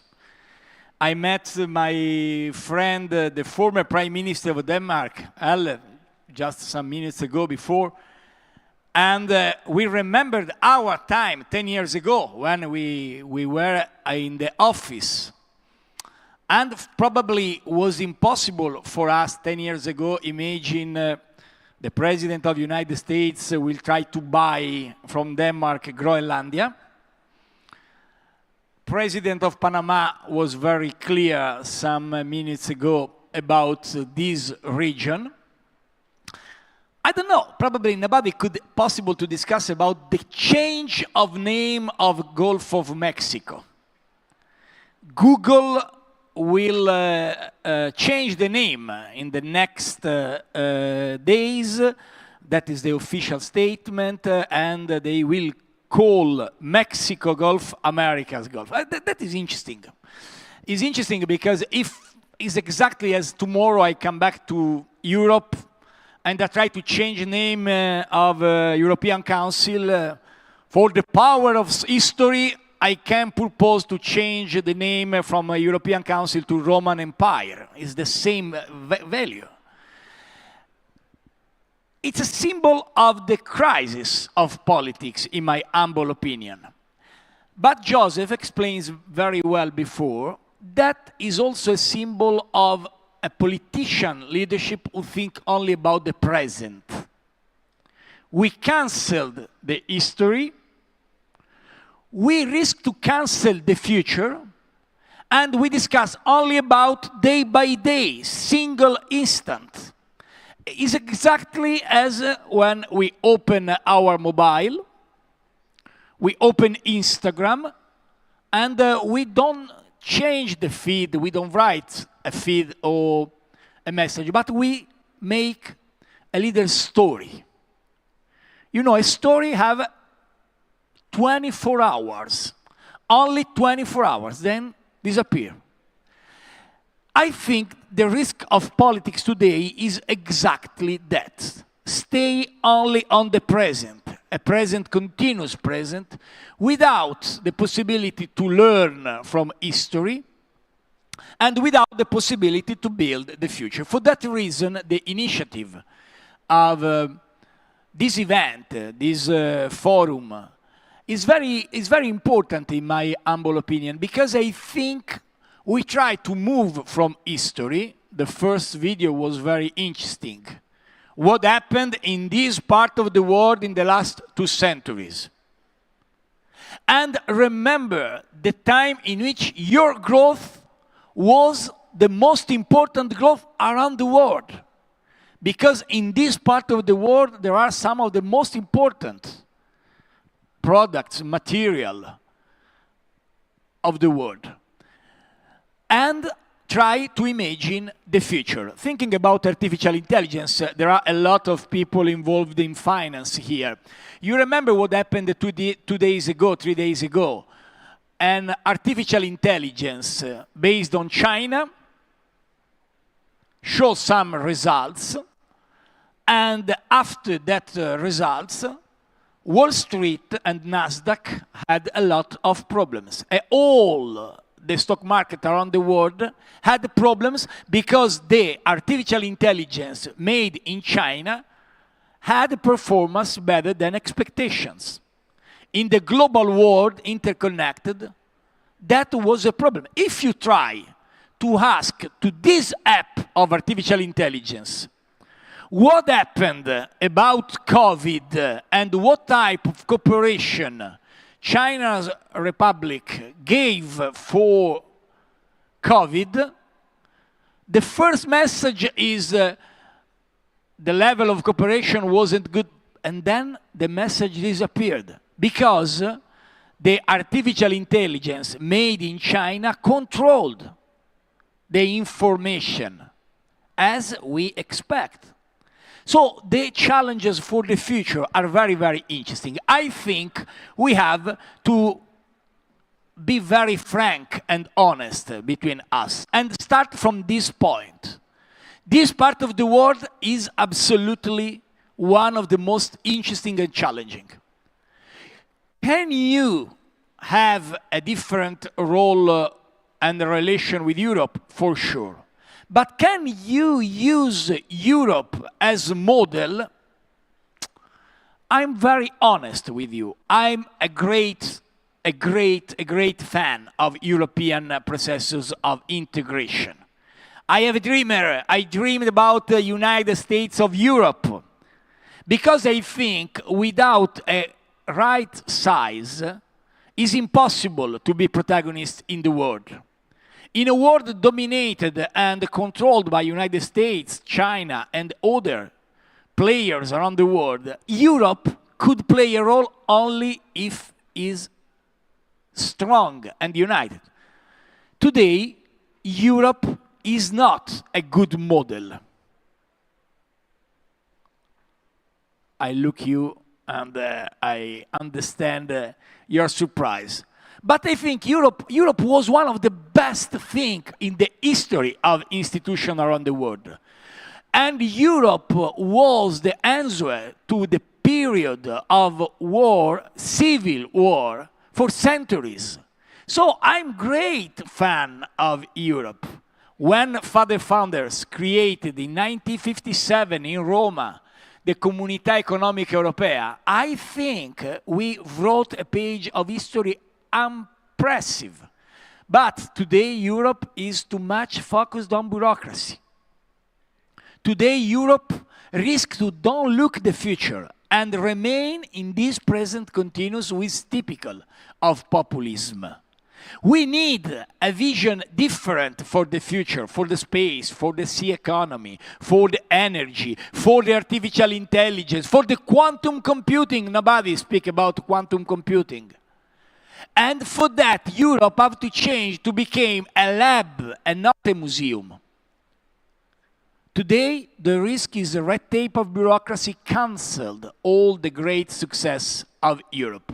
For you, for CAF, I think the model of integration could be an important possibility, but with 3 words, and I will be very clear about that, and then I will finish. The first, European show to you without a great strategy of integration, there is not a possibility to play a role as protagonist. So you have to work in direction of integration. More integration is the only way to have a good role in the new world. Because it's normal, if you look about the numbers around the world, thinking about what happened today around the world, thinking about what changed in Middle East. I'm served as advisory board in some advisory board in Saudi Arabia. I traveled a lot in Middle East and the Far East Asia. There is a world who run with an incredible way. If you are not together, nobody could look only a single country in this part of the world. That is true for you, that is true for us, because that is true also for Italy. Italy is a part of G7, but in all the great challenges around the world, there is not a place for Italy if there is not a good size of benchmark and compare. That is important. The first, integration, more integration, but without bureaucracy, please. Don't copy the mistakes of Europe about bureaucracy. Integration has to be with less bureaucracy and more attention about, of course, economic values, about cultural issues, about great challenges. Second point, innovation. this place is a place of innovation. We continue to consider this place is a place not so important in the dialogue for innovation because we think today only is a match only between America and China. If you look here, Canal of Panama, but if you look the quality of engineering changed the history of the world, that created the great miracle you have today, also today here. So important that President of the United States won that. What I want to say to you, innovation is the key point for an area as your area. Let me be frank about a single point. Innovation means fantasy, creativity, talent, and that is great in the history of Latin population. That is true for you, that is true for this part of the world, that is true for some countries in Europe. Without polemics, when I was Prime Minister 10 years ago, I worked very strongly with Angela Merkel. She was a great chancellor, she was a great leader, and she helped Germany, and she led Europe because she was the boss of Europe at our time. But I remember a discussion with her exactly in 2015, 10 years ago, because I remembered I had a list of problems in my country, because I'm Italian. So, migration, economic growth, the situation of economic stagnation, the problem of Greece, because that was the time of Greek crisis. Do you remember 2015? And remember that terrorism. So I arrived in Berlin for a bilateral meeting with Angela, and I tried to explore all the problems, because that was a list, a huge list. I remember the approach of Angela. She told me, Matteo, too much. I'm used to face one problem for time. And that was great. I tried to propose to her, okay, we can change it. You spend 1 month in Rome, I spend 1 month in Berlin, and then we will see if you will be able to continue with this approach. But that means in the time of crisis, Latin population have fantasy, innovation. Let me be very frank. When everything is okay, probably German guys are better. But when there is the chaos, when the sea is not so good, when there are the wave very high, that is the time in which fantasy, creativity, innovation could play a role. And that is true not only for us in Europe, it's true for you. Because your fantasy, your creativity, your talent have to be a part of your pillar. Because you don't believe in that as you have to do. That is the second point. The second point is exactly that. Believe in innovation, exactly as Canal of Panama showed some years ago. The third and the last point is, in my opinion, identity. Don't think it's different to have identity, integration, innovation. There are not three different words. But I remember what Sergio explained before and also the video at the beginning. And the numbers of this region are very, very interesting, very, very good. You have a little problem. Only 5%, if I remember the name of the video, invested in education. Sergio explained to us how this is a good time for capitale umano, for investment in human being, for investment in the talent. I believe that is the only way.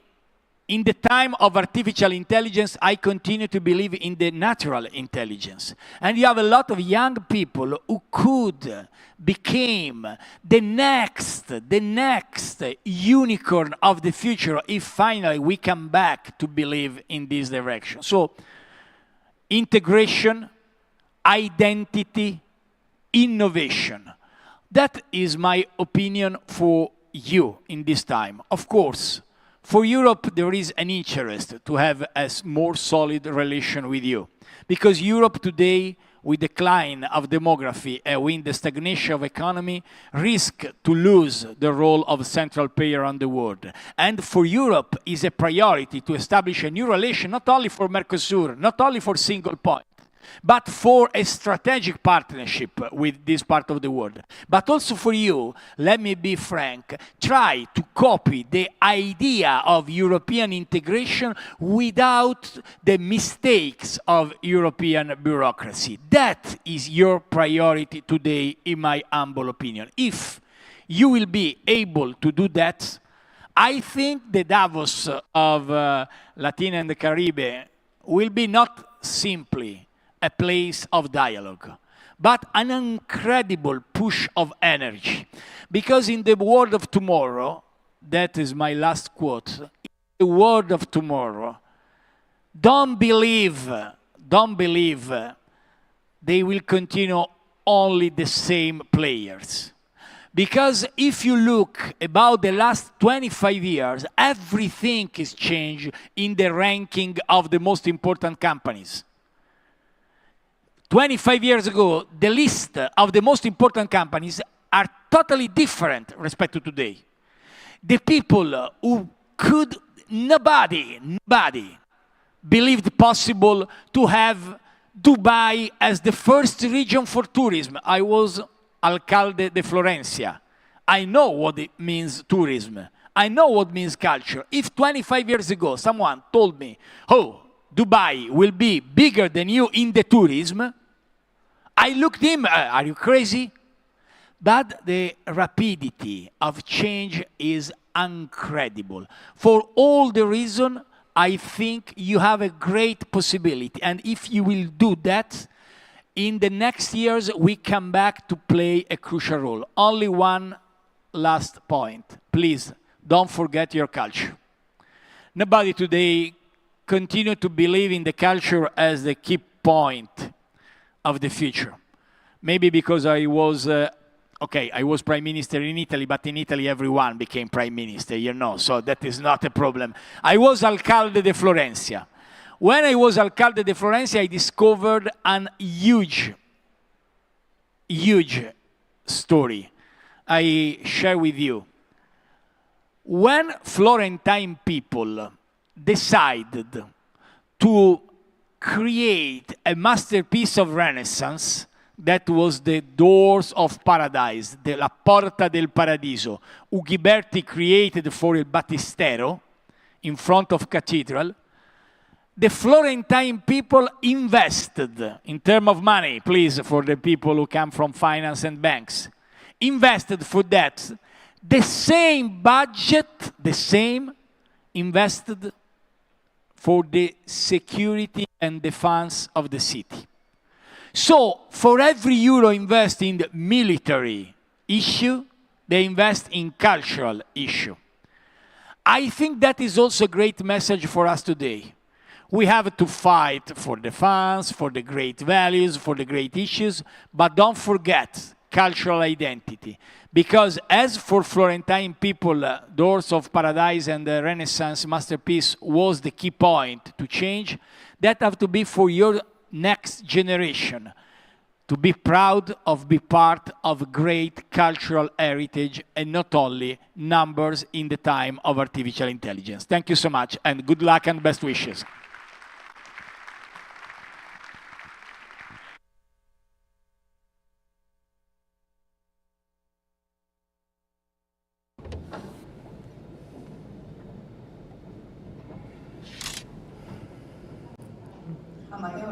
Amadeo Renzi, thank you very much for that interesting and important conference. Now I would like to remind you we are having these sessions with translation into 3 languages, caf.com, our web page. We have streaming for those who want to follow us, and we have hashtag Foro Económico CAF to continue talking, @CAF, and we have Instagram and Facebook. Now we want to introduce the next conversation. Christian Asinelli is with us. He's the Vice President for Strategic Programming of CAF. He will be leading the conversation with Rebecca Greenspan, Secretary General of the UN for Trade and Development. We welcome them. It's always an honor to have you in these spaces.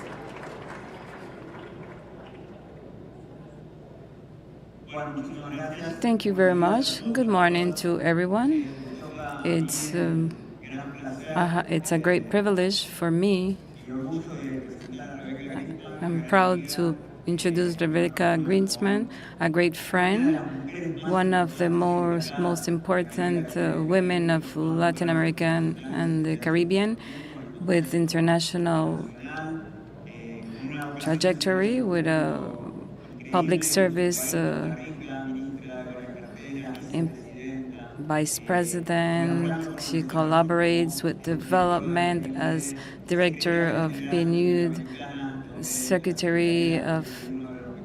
She worked at the secretariat in the relationship of Latin America and the Caribbean, and today in one of the most challenging positions in the system of the UN, one of the most important positions in terms of commerce development in a context, as it was mentioned previously, global, with a lot of uncertainty, where geopolitics becomes part of the discussion again, and where the problems are happening, coming about very rapidly. What's your vision?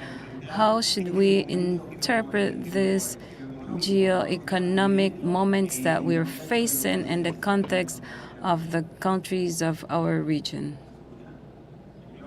Mike, okay.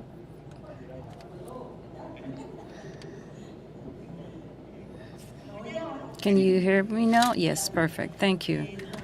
Thank you very much, Christian. And thank you, dear Jorge, CAF, Panama, for inviting us. And it's an honor to be here with all of you. And of course, this is a moment of a lot of disruptions in the world. And the question has to do with geoeconomics. And maybe to provide a framework of how the global economy has changed during the last decades, and trying to situate Latin America within this context. And so the main thing we would need to state is at the beginning of this century, commerce was a motor for growth worldwide. The commerce was growing more rapidly than the global economy, so it was the factor that launched the growth. A lot of people mention it as hyper-globalization. They refer to it in this manner. So commerce is growing now or below the international economy. That is, the commerce is right now is not being the dynamic motor for global growth. And this is evident. Some of us call it the new normal of the global economy. It's a low growth rate, not only for Latin America, but also globally. The world economy is growing. We saw the data in the original video by the CAF, 3.3% according to the International Monetary Fund. But this is PP parity prices. This is the reference. But now world economy is increasing approximately 2.7%. So it's a growth that is lower than that of the pre-COVID period, and much lower than the period before the financial crisis of 2008. In 2008, with the crisis, we went lower, and with the COVID, we went even lower. So yes, for the countries in development and for the world at large, the question is, where would we get the sources of growth for the future? For us, the investment and the commerce are the two elements for dynamic growth, and both are weak right now globally. So to recover the growth path, we need to recover these engines of growth. And the question is, where are we now? If we look to inwards, the data and international commerce, one of the things that we notice is what is growing more in international commerce is the service sector, green goods, the e-commerce. So somehow, and the truth is that one of the things that launch growth is what has to do with change towards the renewable energy, commodities, the chain of values for renewable energy. So somehow, looking at these elements, we can see that Latin America is not positioned negatively in order to be able to get to more dynamic actions for the commerce. But I think, and Sergio mentioned it clearly, and the president of Panama as well, the president of Paraguay as well, and it has been very interesting to listen to them because we don't listen to about long-term aspects in many forums and thinking about plans for the midterms. So it has been refreshing to listen to the leaders who spoke to us this morning about those topics. But yes, productivity is an issue in Latin America, and we know that investment in infrastructure, digitalization for skills, capacities, education, not only formal education, but all what has to do with skills becomes an important element for future productivity. The other element that has been mentioned and which is difficult for us is that the world is organizing in blocks. And it's like we're going back to groupal and regional accords. Africa has stated the regionalization and the largest economic zone in the world in terms of population, which is the African Free Trade Continental Area. But Latin America continues to have weak connections in terms of commerce. We continue with a commerce below the potential of the regional commerce. And in this reconfiguration of economy, of world economy, this increase in services, in the industrialization of some developed countries, how can we insert Latin America and the Caribbean in order to promote a path of growth? There we mentioned regionalization that is open. In reality, we're not talking about regionalization to get separated from the world. It's to insert ourselves better in the world and in the chain values to add value to what we do. So South America continues to be a region of export of commodity. And manufacturing, industrial policies, that is back. So I would say the industrial policies are back, but not putting emphasis on what is being produced, but how it's being produced. It's the added value of anything we do. I believe that the industrial and productive policy, we are looking at it as if they're the same, but we're talking about something that is broader, support those productivity factors and to remove certain obstacles. There's a data in Latin America which is very interesting. Latin America had one of the main use of was one of the main users of internet, but more for consumption and not for production. And to increase production, we need to look at the structure of the production, and that is not possible without a very intense dialogue with the private sector, coordination of the private public sector that is fundamental to increase productivity in the region. And in that respect, Sergio said it at the beginning, many of the panelists, Latin America and the Caribbean, at the end, what is the solution? We have natural resources, we talk about human talent, and all of the blessings that we have. What should be the priority for Latin America? The German premier mentioned it. What should be the priority to reinsert itself in and generate growth for the population? I believe that it's very important for Latin America to understand what are their strengths, to feel to be firm with its decision, looking at the diversity of the countries that compose the Latin America and the Caribbean.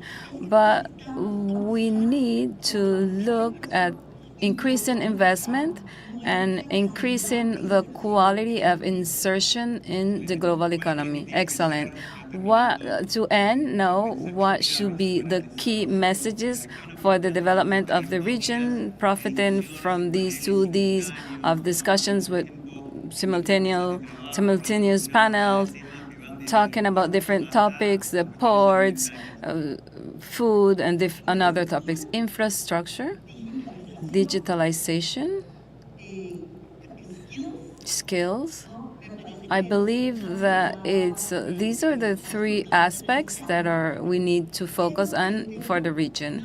But the intelligent, productive policies, for a long time, I've been considering the integration of Latin America will be done by the private sector.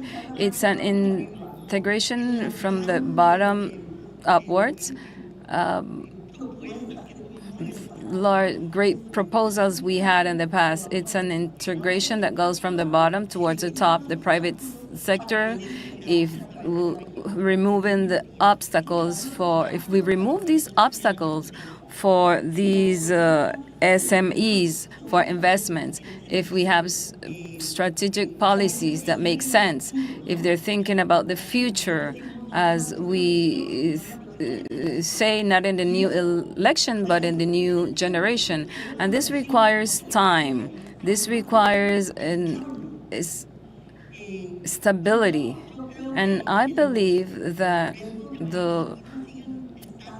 we have challenges in Latin America which continue to be the traps of the midterm view. And Latin America has all what it takes to stop this, and with pragmatism and vision, Latin America has great opportunities. Thank you very much. We remain with a very positive view of the region and for the future, and we will hope to see you back in the next Forum of Latin America and the Caribbean for next year. Thank you very much, Christian. Thank you very much, Rebecca Grisman, for this conversation. So interesting, for these reflections. Now let's continue moving. And we are waiting for all of you, those who are also outside, come and participate in these interesting talks. To continue with this wonderful day, we will invite Antonio Silveira, Vice President of CAF, who will introduce our new speaker. Antonio, welcome.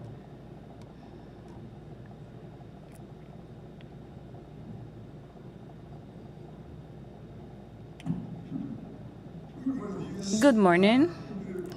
To comply with the protocol, as our executive director Granados has mentioned, cordial salutations to everyone, and we will continue with a very simple topic and development.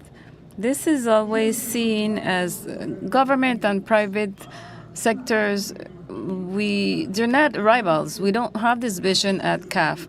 It's a social, cultural process. We have different leaders, cultural, political aspects join in. And the result of this can be transmitted according to some interesting fantastics. For today, talking about the private sector, we have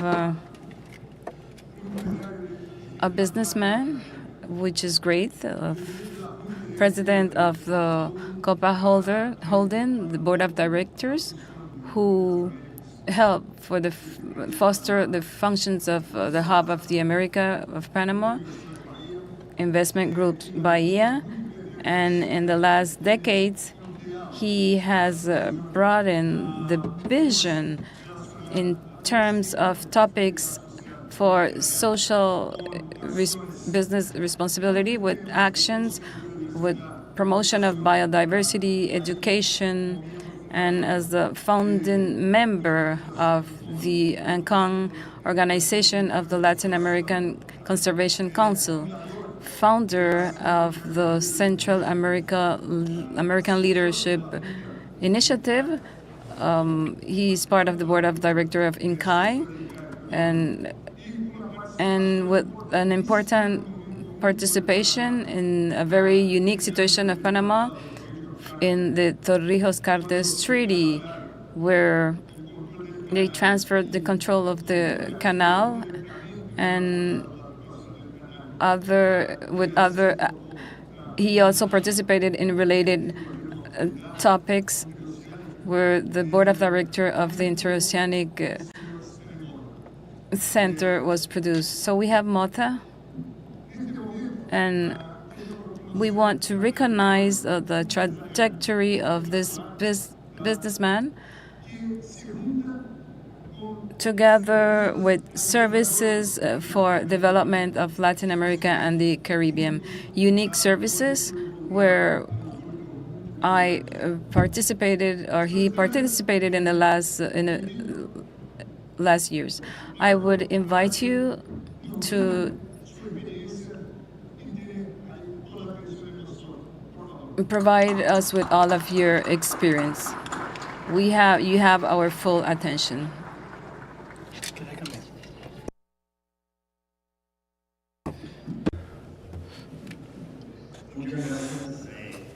Thank you very much. Dear Sergio, thank you very much for the invitation. And remind me not to accept a next invitation if I have to speak after the president of Panama, Paraguay, Italy, IMF, and Rebecca. Welcome everyone to Panama, and thank you for spending the time to be here face to face.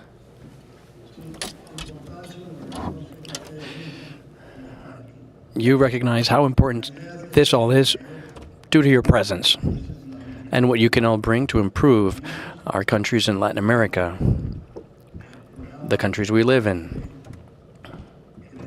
It's all part of this event program.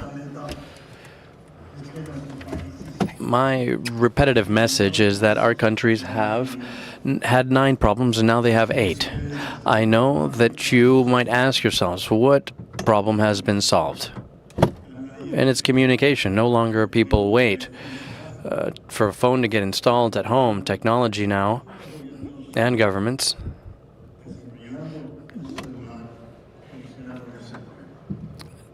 developed the cell phone and solved that issue, but there's another 8 problems. The 5 main problems that we struggle with on a day-by-day involve public transportation, water, waste, medical care, medications, and security in your neighborhoods. The lack of these five values make people more and more impoverished. That is why I think we need to focus on those and the other three that I started with.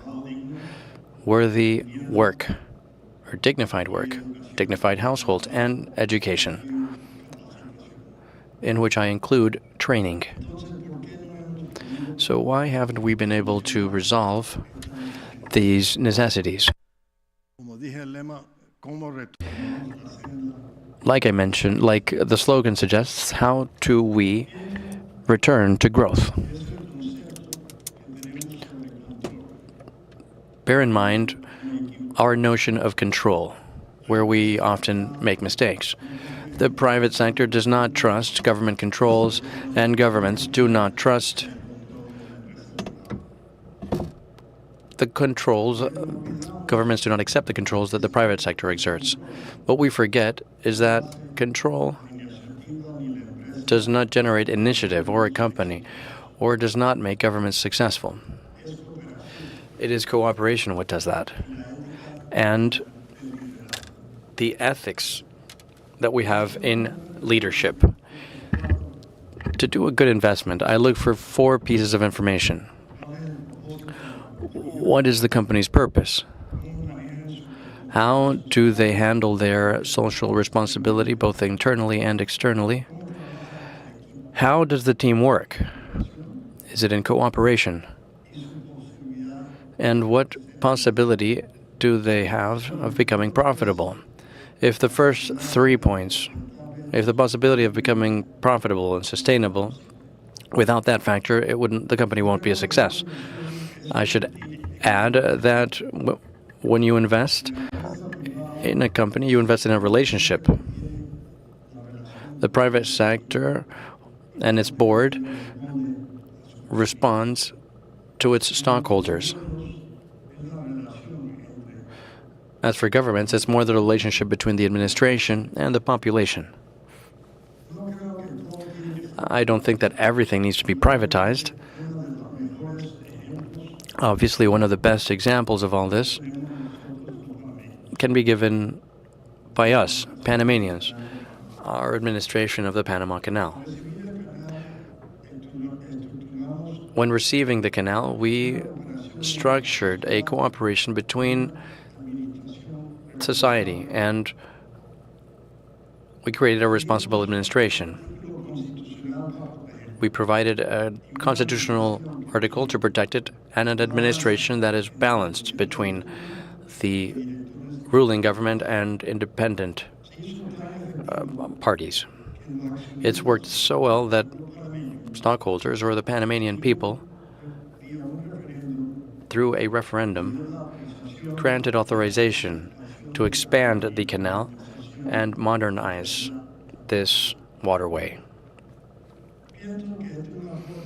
I think that this could also be useful to resolve the problem of education.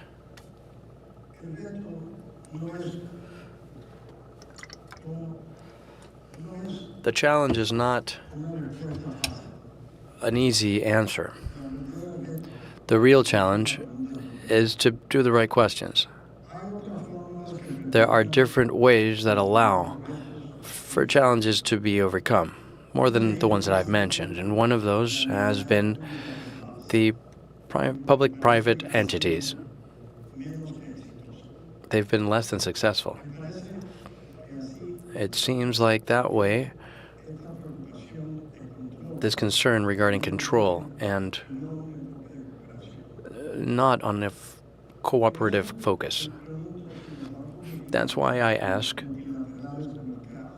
if multilateral banks like CAF and others in the future can be the midwife with the private public, the swing vote for the public-private structure, and establish cooperation between the private sector and the government. This will provide a long-term stability, and it will make things more attractive for both parties. I leave you with this notion, and all that you bring to this conference, development and the path towards it, for me, includes governance and cooperation. Let's focus on that. We're always talking about details without talking about what the structure is going to be, what the governance will be. That will be more convenient for the country or the situation or the problem that we want to tackle. Once again, I would like to thank you for the invitation. Thanks to Sergio. I've been very brief, on purpose, because I think that the ideas need to be developed together and we need to seek better cooperation towards the future so that we can turn Latin America into what we all expect. Thank you very much.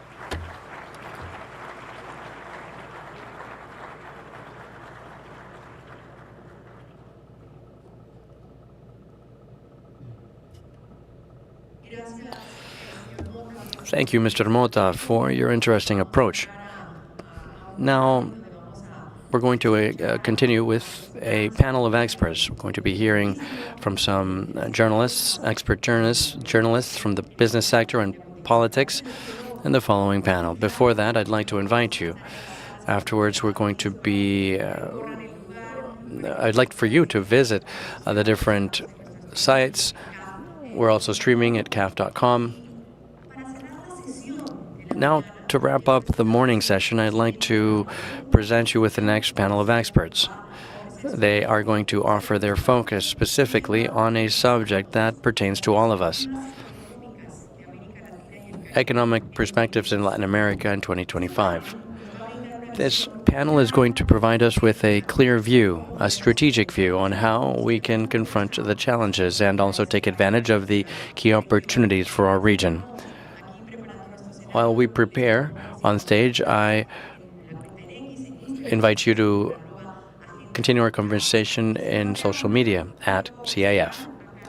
Without further ado, I'd like to present Carlos Felipe Jaramillo, the President of the World Bank, Vice President of the World Bank for Latin America and the Caribbean.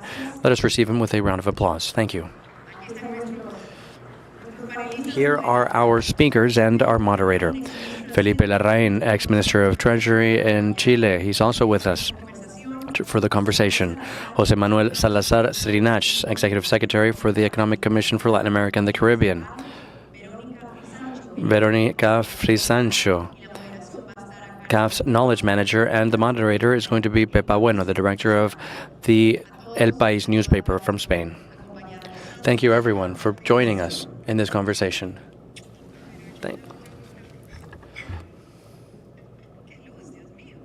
Strong light. Apologies for organizing the decoration as I sit down.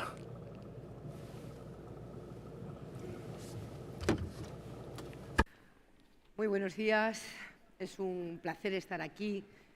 La verdad, compartir esta jornada de puesta en común, de conocimiento. Dirijo un periódico, El País, que presume de ser un periódico que defiende el periodismo del conocimiento, del hecho contrastado y del respeto al diferente.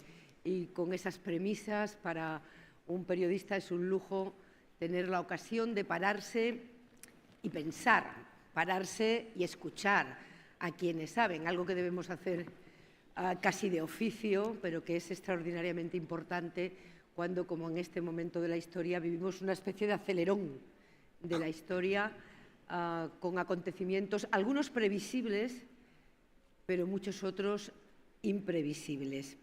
Me acompañan para esta reflexión sobre las perspectivas económicas de América Latina y el Caribe 4 personas que conocen la región, que conocen el funcionamiento de la economía desde distintos puntos de vista y que, por lo tanto, pueden aportarnos un poco de visibilidad, si eso es posible en este momento, para los próximos 12 meses. Son Carlos Felipe Jaramillo, vicepresidente del Banco Mundial para América Latina y el Caribe; Felipe Larraín, exministro de Hacienda de Chile; José Manuel Salazar Srinach, secretario ejecutivo de CEPAL; y Verónica Frisancho, gerente de conocimiento de CAF.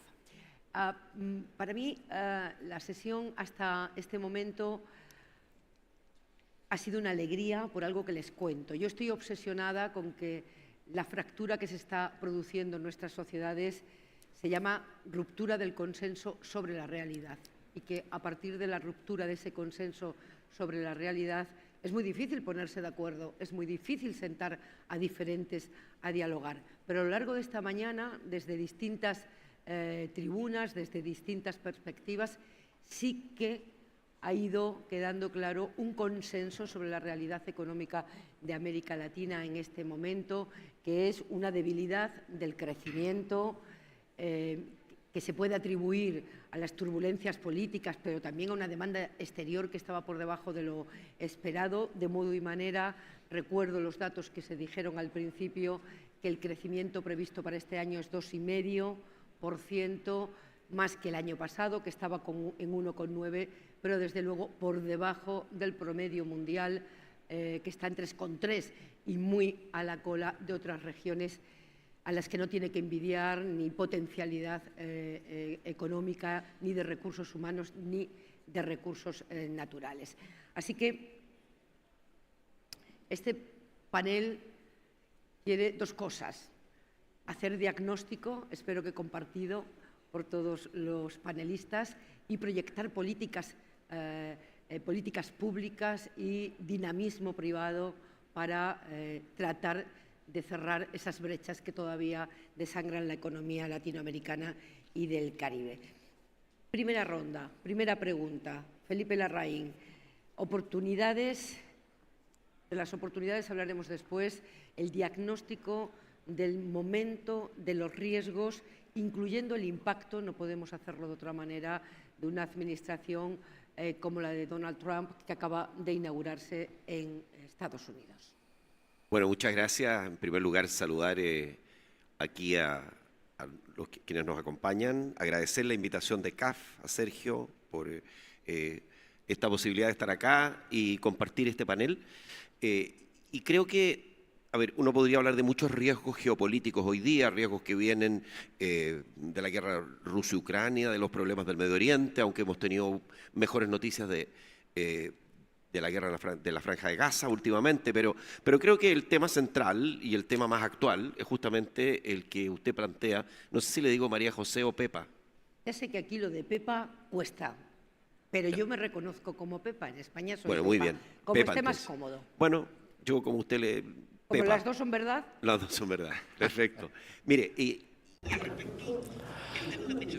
Regarding the administration, there are three cross-cutting issues, at least three subjects that should concern us and occupy our thoughts. And I'll talk about another opportunity that comes to mind in a moment. The first has to do with protectionism and its increase. If you judge things based on what the government is programming or what's been said during a campaign and presidential declarations, then you would end up with a tariff rate for importing that is greater than the one that U.S. had in its worst time after, or at least amidst, the Depression in 2030 due to the Smoot-Hawley Amendment. That would be a regretful situation. I think regretful for the world. And I'll give you two reasons why I think that it's regretful for the U.S., and afterwards I'll think about ourselves. First off, it's impossible to increase tariffs if there's no increase in prices and an increase in inflation in the U.S., which is one of the issues that I criticize the most, or pardon, that Trump has criticized the most. First off, because I think it's a mistaken idea in the short term in terms of competitiveness. Innovation would close the economy in the U.S. because that does not stimulate innovation.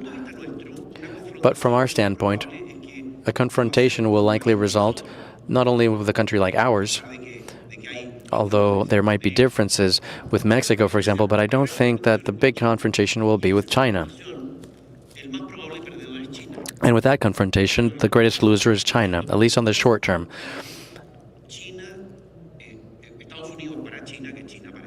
Because they are mutually important to each other. where are we left in that equation? Because some of you might say that we have free trade agreements with the U.S., and some countries from the region have it.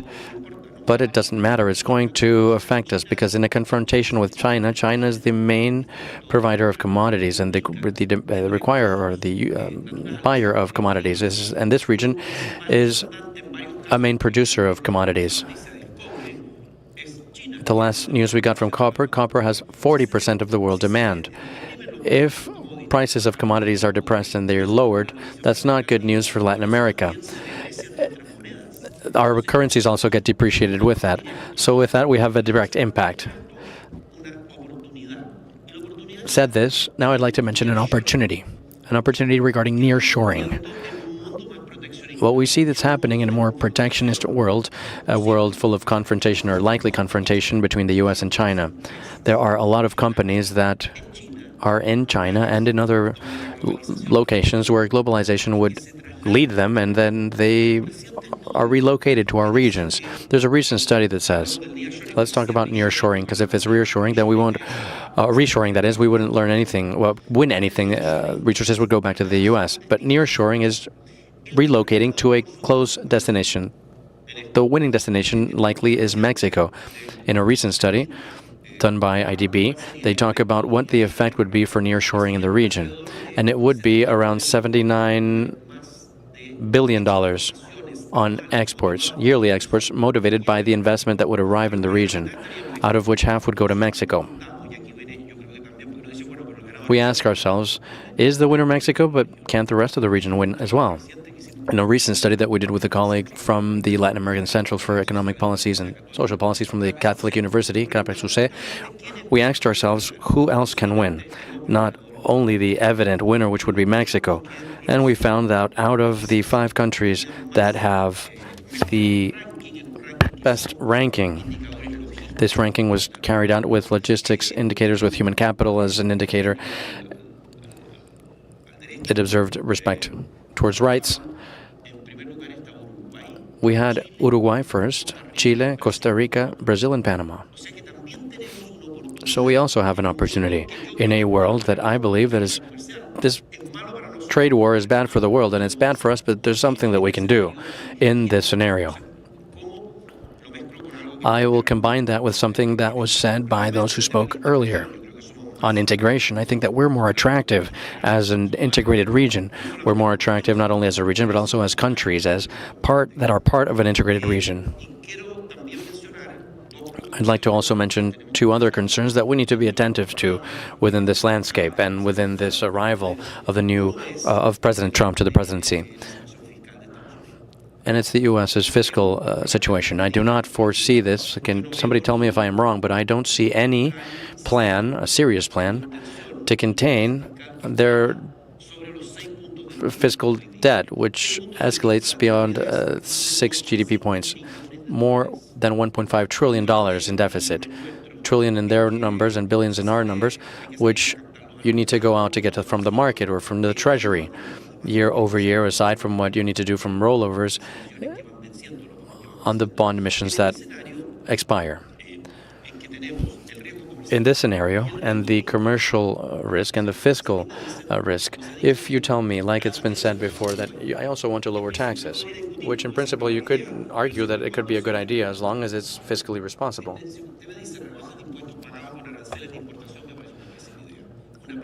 It's a bad idea to combine excess tariffs with reduced taxes. This all means price pressures that can maintain inflation at relatively elevated levels. Beyond this fiscal risk, there's a risk of higher interest rates for a longer period, and that brings a restriction to the countries from the region, because whether we want it or not, we can't cover the sun with one hand. The fact that the benchmark of international interest rates are from the U.S. For us to be able to have, and I said, this was said earlier, by the president of PIXA, he'd say this region has interest rates that are the highest from the region. But to lower them, we need to do an effort among ourselves. We need to have or get a little bit of help from what would be the Federal Reserve in their short-term rates, and what can we do on the long-term rates, which will depend ultimately on the U.S.'s fiscal situation. So we have trade policies and fiscal policies, and thirdly, monetary policies, which observe these other two factors to see if they can continue moving forward and at what rate. If we reduce the interest rate, analysts say that they're going to be reduced in 24 baselines at the most this year. Veronica Frisancho, I was about to touch on that point. Joseph Ugurlia, the president of PISA, underlined the high interests that are paid in Latin America and the Caribbean, and that we need to wait for 2025 to run to see how it will have an impact on monetary and fiscal policies. Can you hear me? All right. All right, that was a perfect introduction to the second part of our discussion. In 2024, we started to see a normalization after the withdrawal of all these incentives or monetary stimulus. And we started to see a downward trend in Fed rates. But as Pepa says, we expect for there to be a level of stability the current year, and this responds to a series of factors that we touched on earlier during the first round. Short-term factors, also short-term expectations related to inflation and the U.S.'s fiscal situation that has an impact on both short and long-term interest rates that are going to remain high for 2025. As for the European Central Bank, there's a similar situation. Like you said, there's a focus on the U.S. rates, but globally, this trend regarding having or slowing normalization will be seen in 2025 with considerable impacts to the region. We anticipate interest rate stability with likeliness at 50% for 2025 regarding the U.S. Now, in terms of the implications for the region, which I think we're mostly interested in this panel, I think there are four paths or routes through which this impacts the region. First, we have funding or financing. Given we have more prohibitive tax rates, this is added to the regional situation where we have country risks increasing, specifically related to speaking about some countries.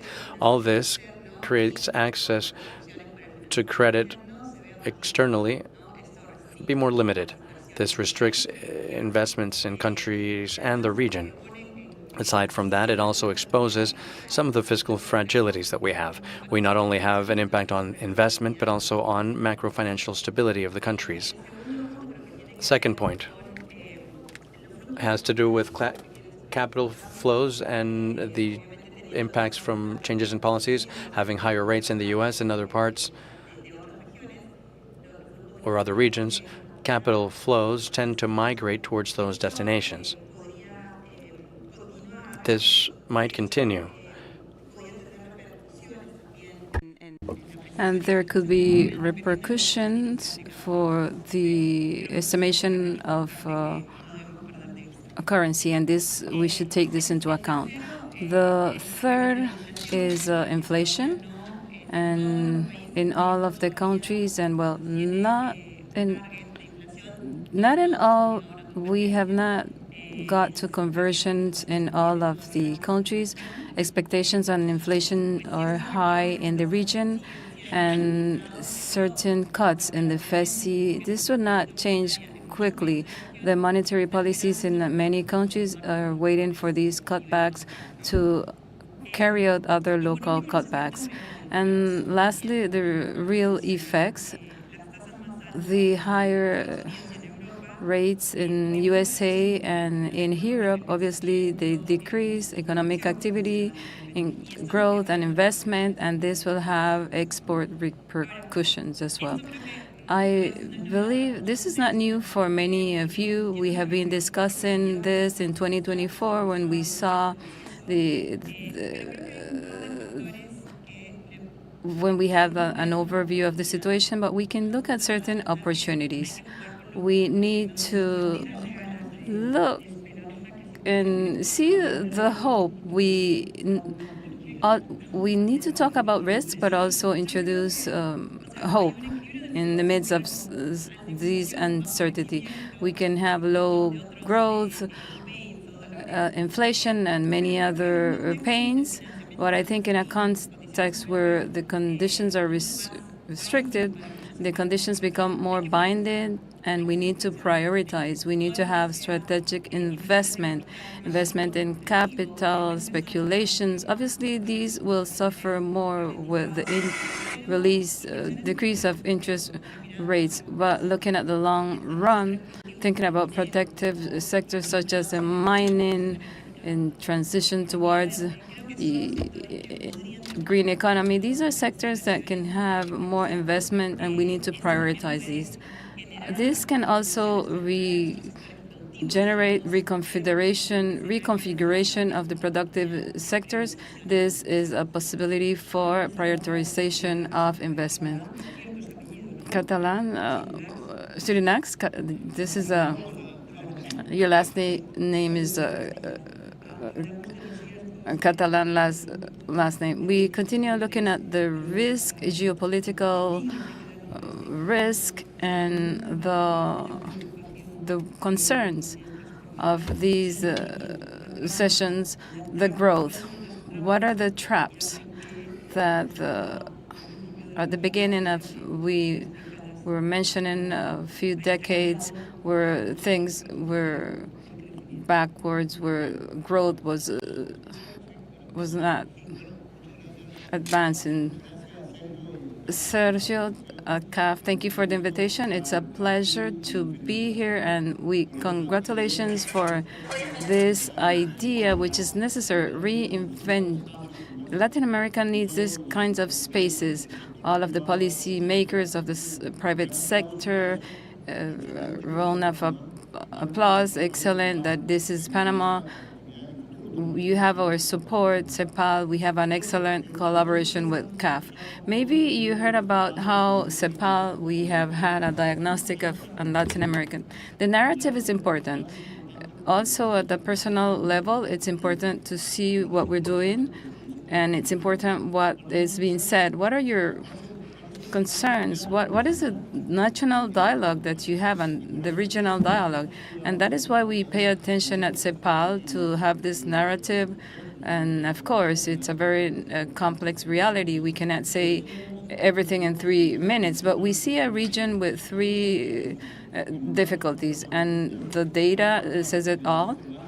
Lack of capacity to grow. This is one point.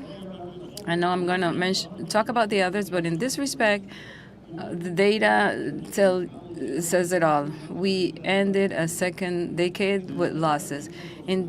From 2014 to 2013, only 0.9% of growth was evident, compared to 2% in the 80s.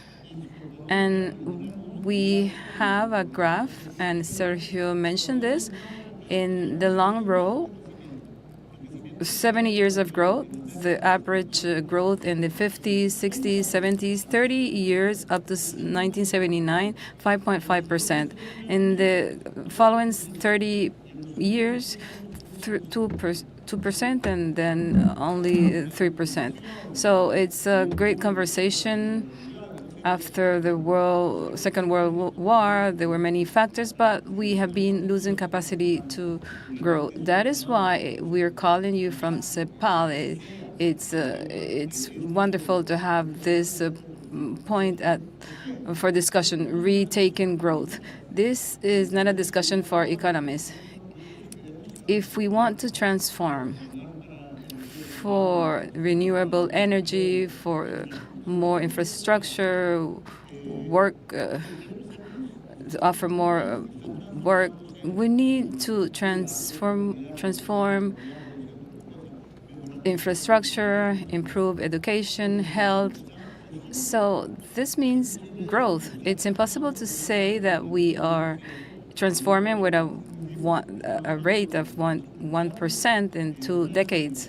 So we want to transform in a more accelerated manner. So in this conversation, of course, this requires investment, this requires more productivity.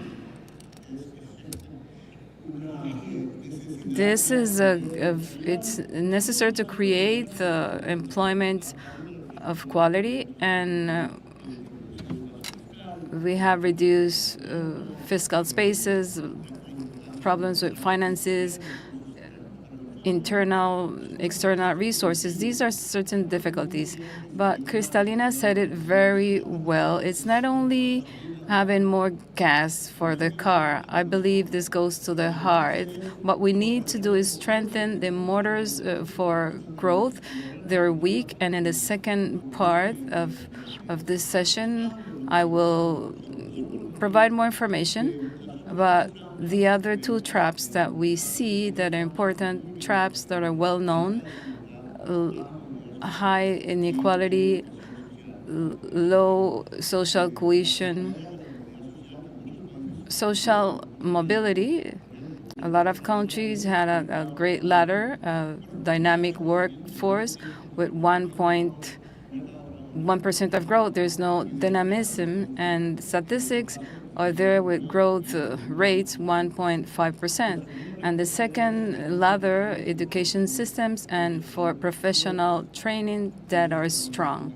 And we're weak also in that respect. And the third trap in this scenario is low institutional capacities and for governance, complex and effective governance.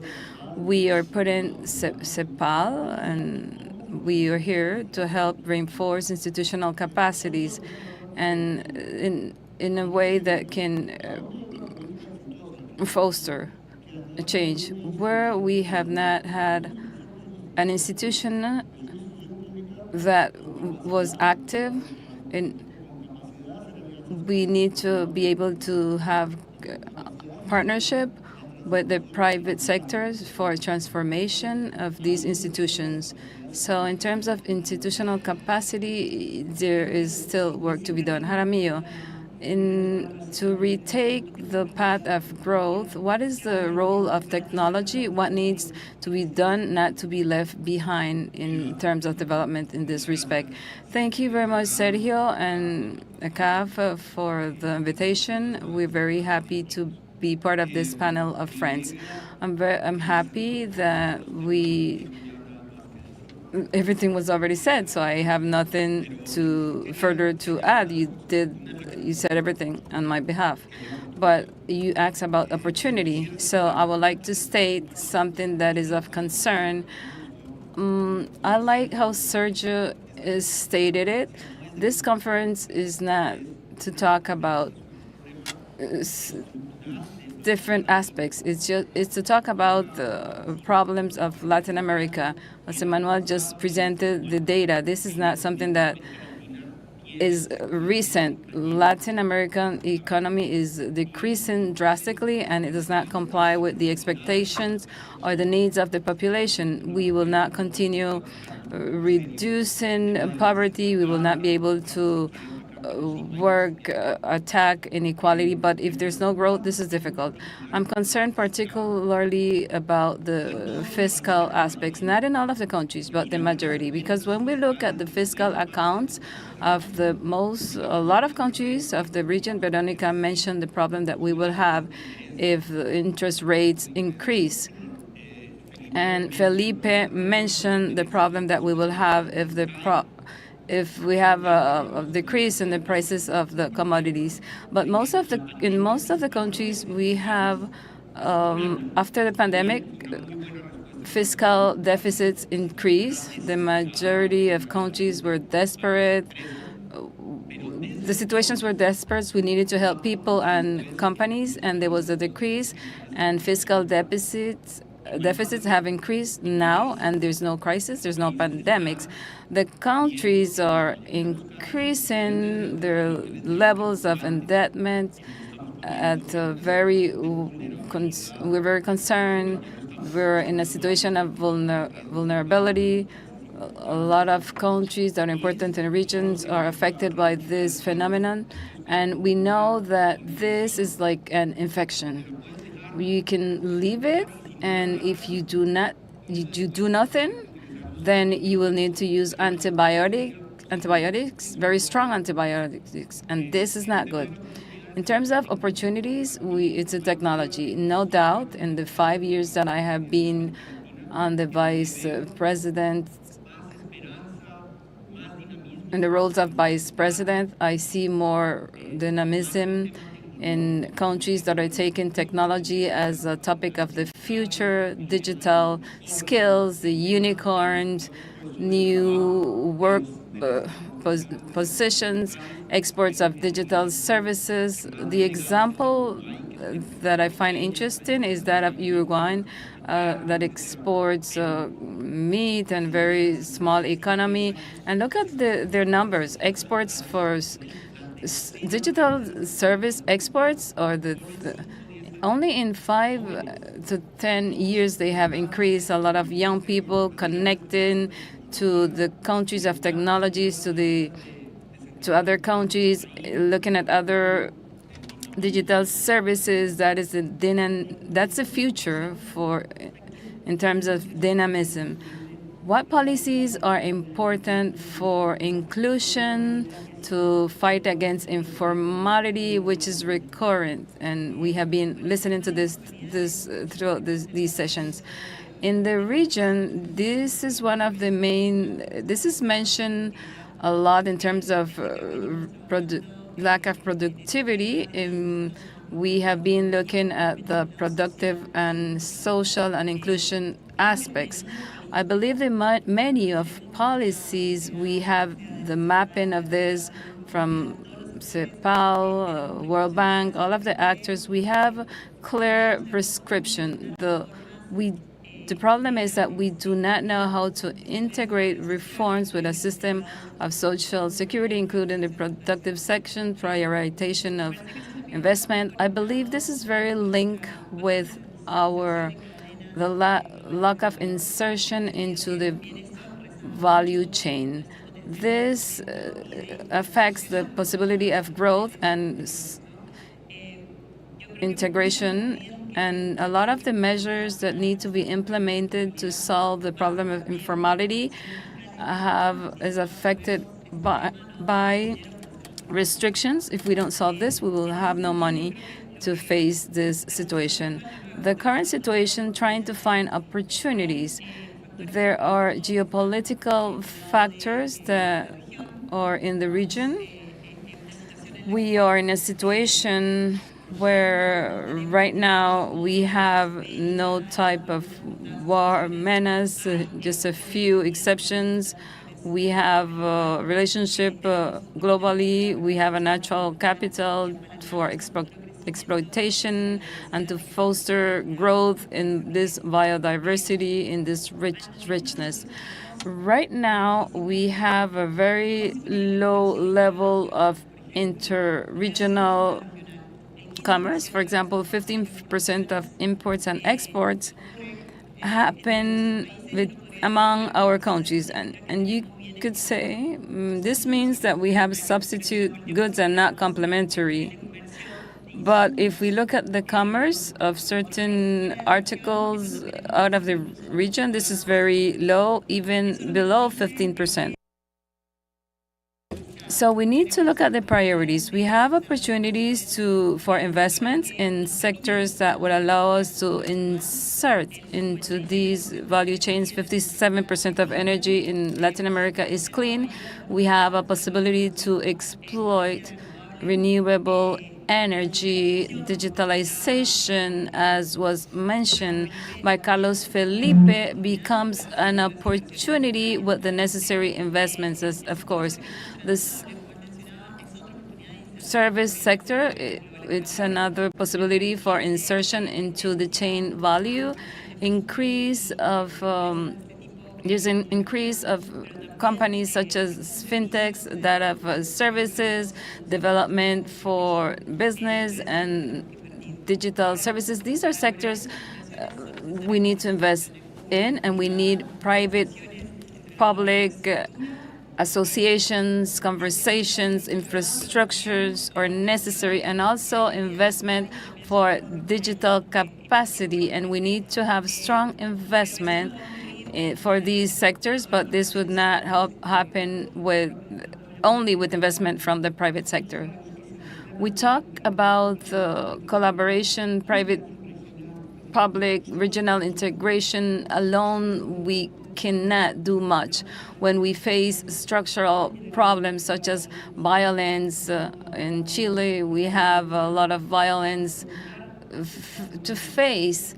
This problem requires a regional will and a regional understanding or agreement.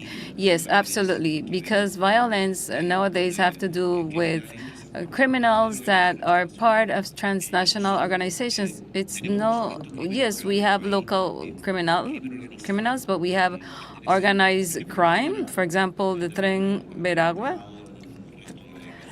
They're in the other parts of the region, and if we do not have a real cooperation in this topic, it will be difficult because criminals, a lot of them go from one country to another, and that cooperation is key.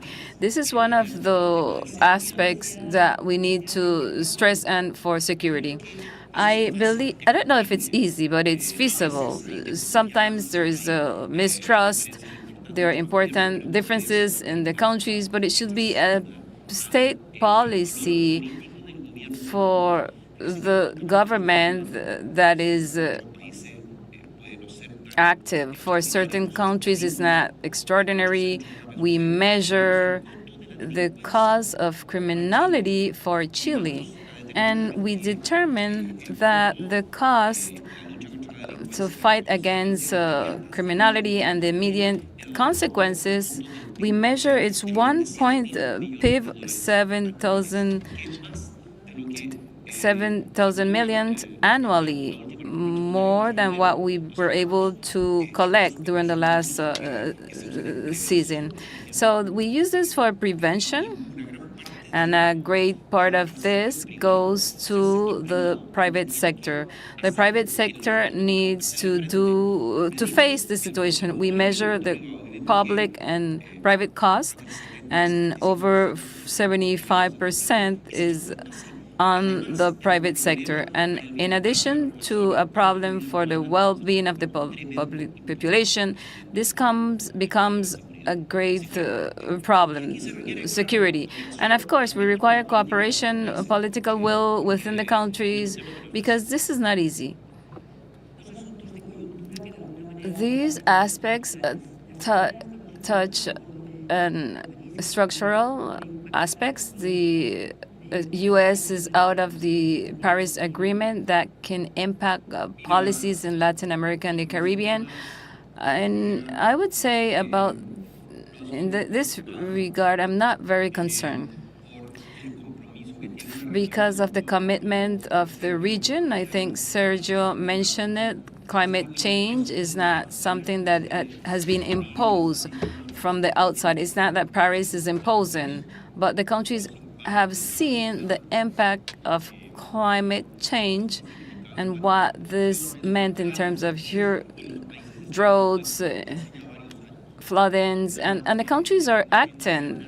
These are national agendas with international spaces, but I'm not very concerned. I think the agenda continues to moving forward because of the needs of the countries. The main concern, not directly in relation to this topic, but what is going to happen with the economy of China. Going back to commodities, I don't know if you have seen the last figures of the economy of China. The World Bank published 10 days ago the review of the projections of last year of the economy of Chinese economy grew 4.9% in 2024. We think it's wonderful, 4.9%, because almost no country in the region except for Guyana is growing at this speed. But 4.9% is the lowest increase rate of the Chinese people in 30 years. For this year, we are foreseeing 4.5% growth, even lower, and for the coming year, 4%. There's a problem of debt, private debt, and public as well, at different government levels. There's a problem of prices, of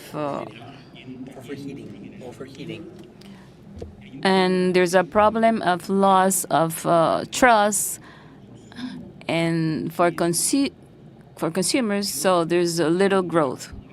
This will have a very strong impact in our region, and that is of concern. When below 9% in growth, social problem, and we are looking at 4.9 growth, social problem. This year, 4.9. So let's see what's going to happen.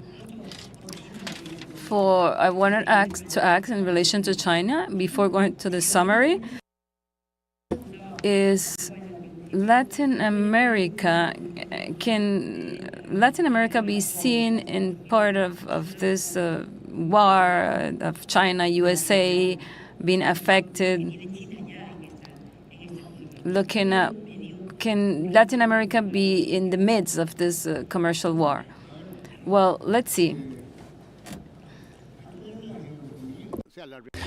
We have to observe geoeconomics. China has grown at lower rates, but we've seen a fifth of humanity growing at 1.5%. That's not that bad. In a few years, it depends on how you estimate, because China's economy is going to be larger than that of the U.S.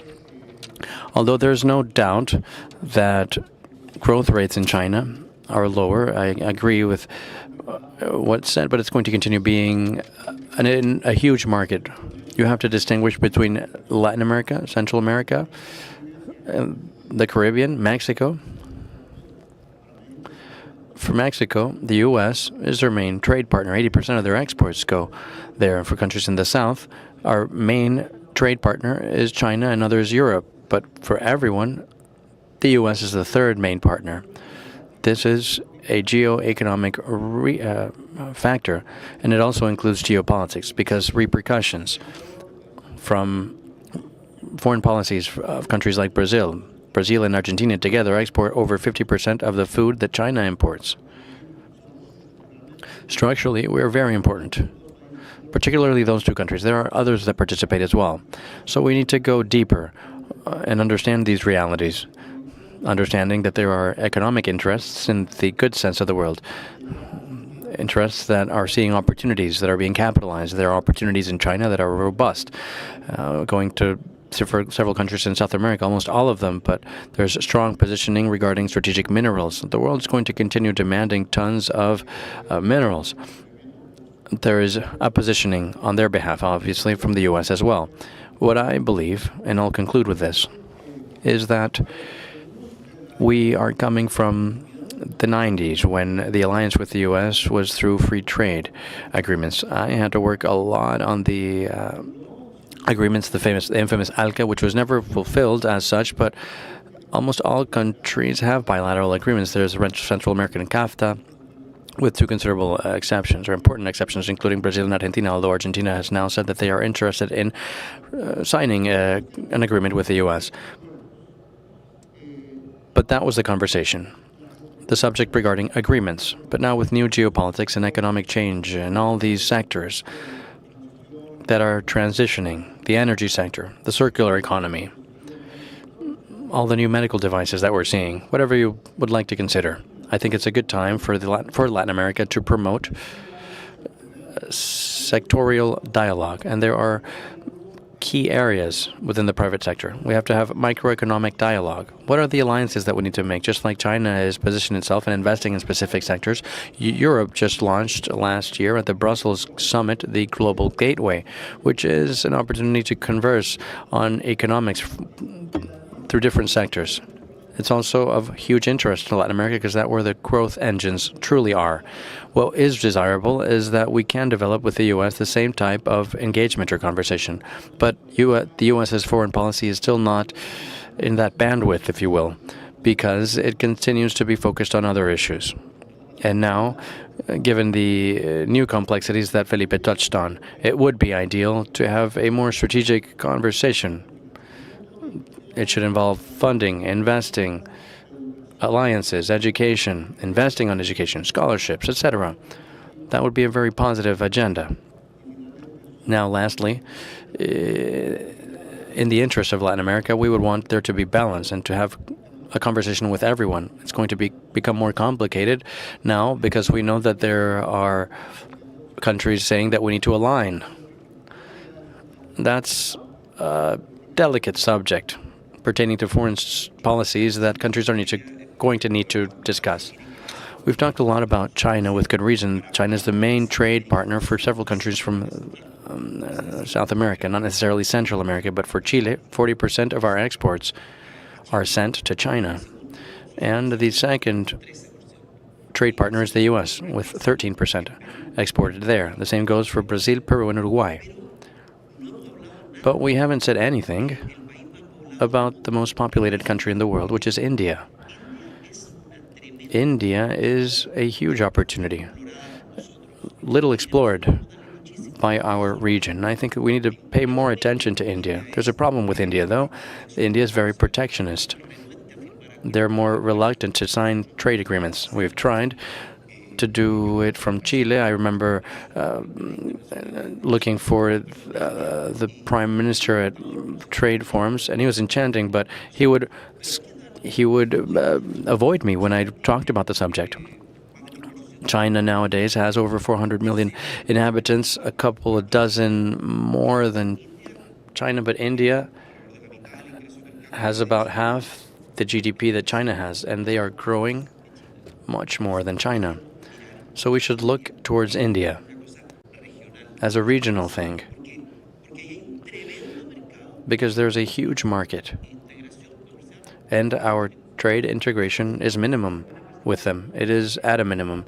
When Ursula von der Leyen spoke about the new U.S. administration and the possibility of new tariff policies, suggested that Europe would need to seek new allies, and she mentioned China, but also India. I wanted to add something, just one brief point. We've talked about China as a trade partner, but China is also a financer for the region, which could potentially be risky.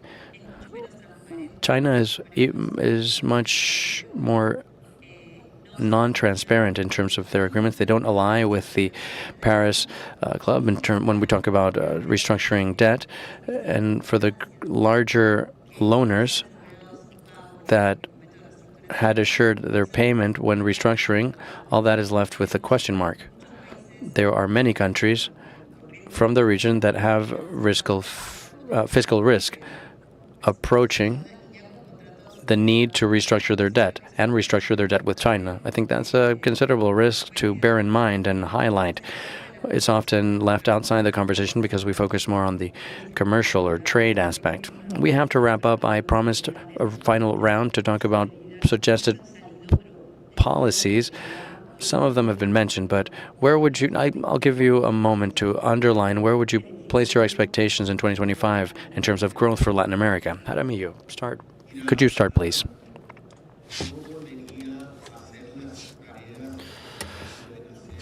I would take the tasks that we need to do internally up once again. We're concerned with the U.S. and others, but we're not occupying ourselves with tasks that are of domestic importance. Fiscal deficits, for example, on average, our calculation, 17% of our budgets are useless expenses or inefficient expenses, misspent, non-justified. We are the region that gathers or collects taxes the least from real estate, when the highest proportion of wealth and assets aren't financial, they're physical assets, lands, buildings, homes. The majority of countries are very set back in gathering more taxes from this wealth. And especially subnational governments, cities, municipalities that struggle with funding and require infrastructure. I would seek to continue working on tasks that other countries like those in Asia have already done to continue moving forward. Mr. Jose Manuel, I go back to saying that we have an interesting 2025 with a lot of events, and we're going to have to figure out how to respond. But I agree with Felipe that we have structural problems. We have this trap. We're at a low capacity to grow and a low capacity to transform and manage modernization and development. I think that it's fundamental. That's why this forum is so important, and this dialogue needs to be granted its own space. I believe, and we also believe it in ACLAC, we need collaborative efforts through clusters. We have infinite cluster initiatives. You don't have to go to Europe or Catalonia to work on clusters. In Mexico, what we've done with the automotive sector, with medical devices, Argentina, with all sorts of machinery that is from the agro sector. So we have a site that we launched in ECLAC a few months ago where we are doing an inventory of 300 cluster initiatives. And we're also providing training, we're providing webinars and the like. It has a bit of a complicated name, but it intends to do public-private collaboration. But when we refer to academic, we don't mean to universities. We mean specialized labs. There are huge and enormous amounts of cases, success cases, in Latin America. The point here, and this is the new paradigm that we have to obey. The whole world and the U.S. is employing industrial policies. For 20 years, we've been discussing what the role of the state is, that the state shouldn't get involved here or there. And it's true, there is a task that the state should not be an obstacle, be it through regulation and also bureaucracy, which has been discussed so much in Chile. First thing is to not be a bother, but also to do strategic alliances, because the state can provide a greater financial muscle and can help us to get the task done of building growth engines that we need in order to get out of this low capacity trap. And it's not just growing for growth. The question is, how do we avoid a third lost decade? If we continue doing business as usual, we're going to lose another decade. The world isn't growing that much. So there's still another argument. That's the only way that we can reduce poverty and create qualitative employment and also finance or achieve fiscal income to do the projects that we need. I think we need to reinstate a lively conversation involving the different sectors, and I'll conclude with this point. It shouldn't be the same industrial policies that the U.S. is employing. They should not be, or some European companies, countries, etc., establishing subsidies or tariffs from the get-go. What we're promoting from ECLAC is putting governance at the helm and collaboration. Of course, we need the resources, but the resources will come in order to fund all those projects within the business sector and public funds. For example, if we need to develop medical devices for X or Y, these things are not going to happen spontaneously. If they do happen spontaneously, they might take a century. We need to accelerate them, and for that, we need to collaborate and lead. So fiscal consolidation, growth in reduction of poverty, that is where you would all place where would you place your attention in 2025, Veronica? I think we don't need to think about what to do in 2025, thinking about 2025 only. That's always our main problem. We need to continue obeying at least short-term vision, one that may survive the government in turn. Everything that we've just mentioned cannot be done in a year, so it's fundamental. There are some bets here. I won't go into detail, but there are three things that we're betting on from within CAF, which are fundamental to fulfill that agenda. One are the binational, regional, and local governments. Narrowing gaps down, achieving the SDGs will also come from territorial development, which is crucial to potentiate. Second, crime, what Felipe mentioned in his previous intervention. Crime is something that we're always dealing with separately, when it is closely related to our social inclusion and inequality and productivity problems. I believe that is an agenda that will be very important and key for us to plan ahead and take a longer term outlook. Thirdly, our focus on the rural regions. This is another emphasis that we're going to be employing within CAF in this and the following years. As for the wealth that we've spoken of, the opportunities, the production of renewable energy, our opportunity to become a food provider for other parts of the world, everything related to tourism. Often, this is coming from the rural sector. Agro-industry, technified agro-industry, the source of growth is in the rural sectors. We need to have a more comprehensive outlook on what is taking place in these areas and what are the necessary investments. That is where the true wealth that we require to do all these pending reforms. As for opportunities, I think that there needs to be an emphasis on 3 subjects and also a warning. I will conclude with a warning. I think that every country, we all agreed that we have an urgency here to consolidate fiscally, and we also have a productivity issue. I will remind you of what Carlos Felipe just said about re-engineering public expenditure. It can't be that whenever there is a new need, we request more resources to finish the budgets or to finish the projects. We can't do that because we end up asking for more resources, more taxes, which in the long term end up complicating growth. So there are 2 subjects. There's a fiscal and productivity subject or issue related to the public sector. We've also talked about security and delinquency and crime, something that should be decidedly taken up by internationally. We talked about bureaucracy. There are projects that take over 10 years to see before they see the light because there is a flood of permits and requirements that are demanded, not only in my country, but several countries of the region. Lastly, I wanted to share a warning. We didn't get to this topic because this is such a broad subject. The issue regarding growth. In a scenario, in a scheme where we're losing the demographic bond in Latin America, we don't have positive fertility rate. They're inferior to the population's preservation. There are countries, particularly Uruguay and Chile, where rates are much lower than 2.1. The world is at 2.2 children per woman, which is the 2.1 is the rate that preserves our population. 2.2 is the world's average, very influenced by sub-Saharan Africa because the rest of the region is below, and some countries are at a dramatic low rate. So we need to reconsider growth in a population context that is diminishing, one where migration might play a role that is orderly migration, not disordered. So economies that grow in order to confront poverty and inequality. I think that everybody wants to have kids, if it were easier, if they had household, if they had quality employment. And I say this is a huge debate that we have in Europe, and it is intense, because young couples have less kids or decide not to have kids.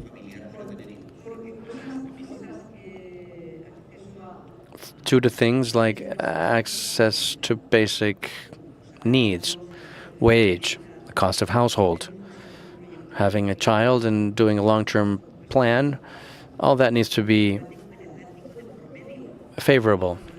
I opened this debate with the whole Atlantic dividing us. A similar situation. It's been a pleasure hearing from all of you who are so involved in this work in the field. I am sure that next year it's not going to be said that this forum is the Davos in Panama. They're simply going to check the agenda. We'll decide either we go to Davos or Panama, and there's no other way. Thank you very much.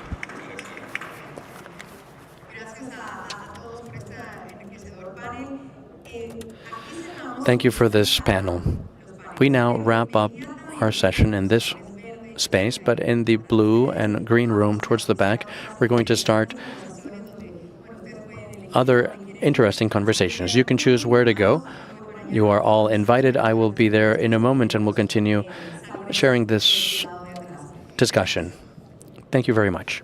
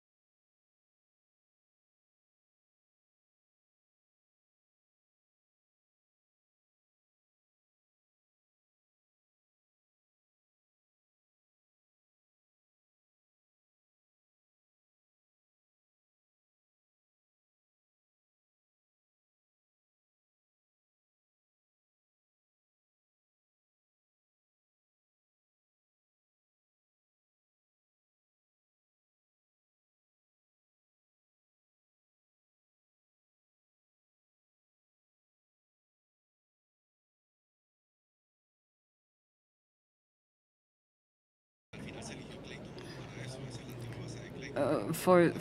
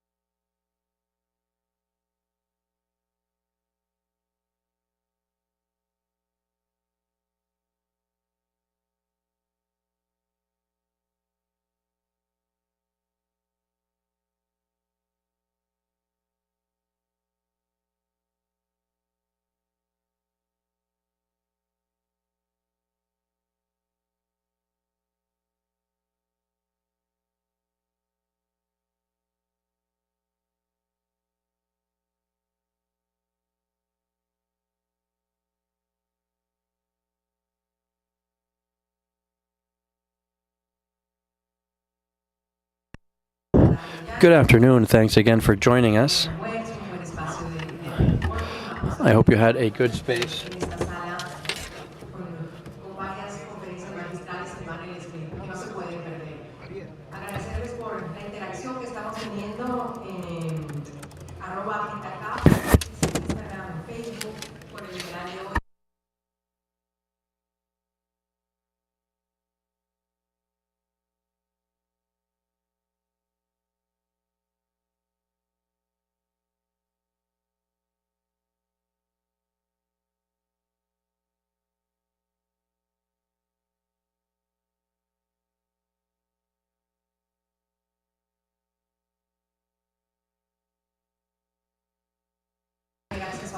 There's a QR code that you can log into to have access to translations and also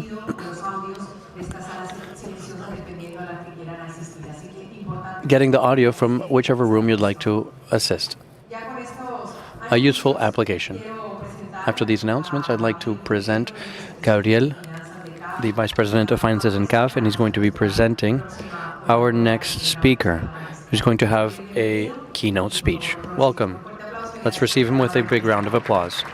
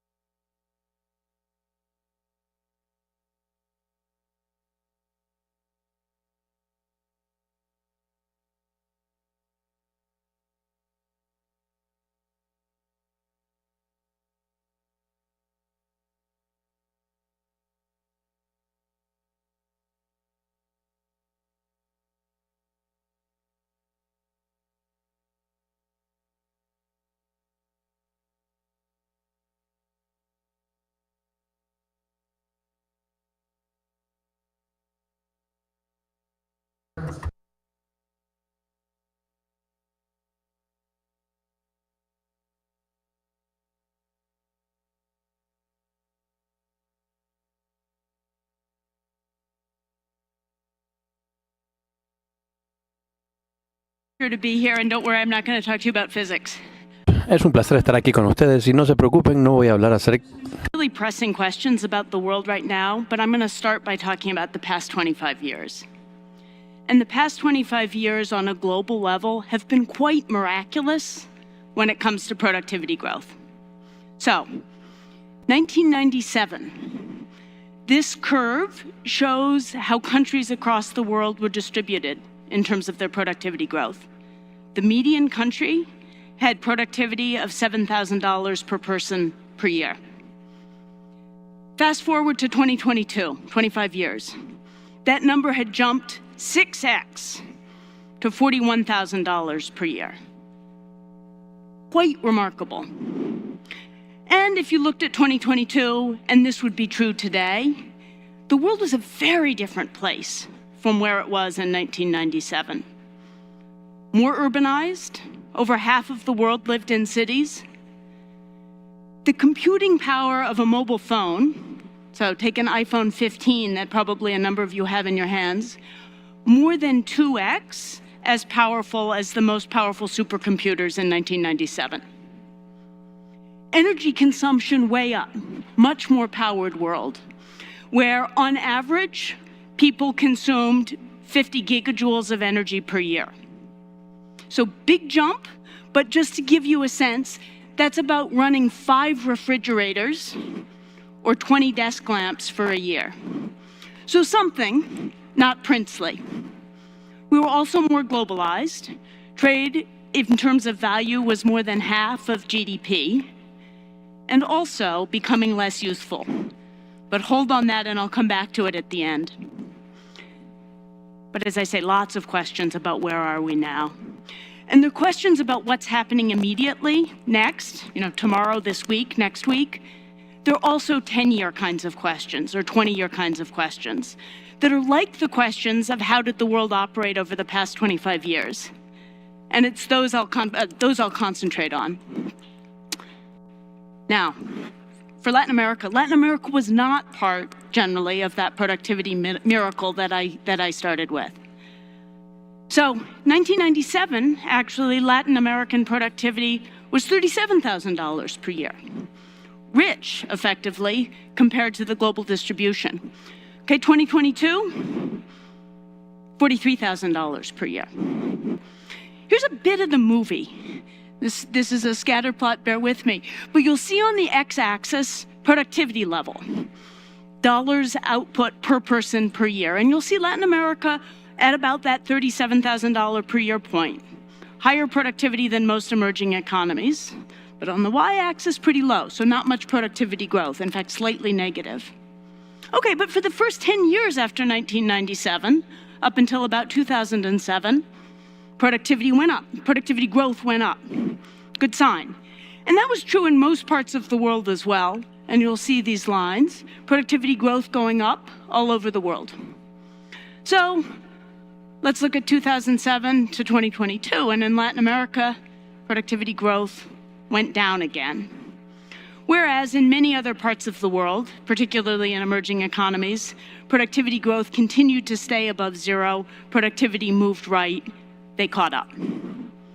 And if you look at the zoom back picture and say, well, what was productivity growth over that full 25-year period, you'll see Latin America's productivity growth at about the same level as that of Western Europe.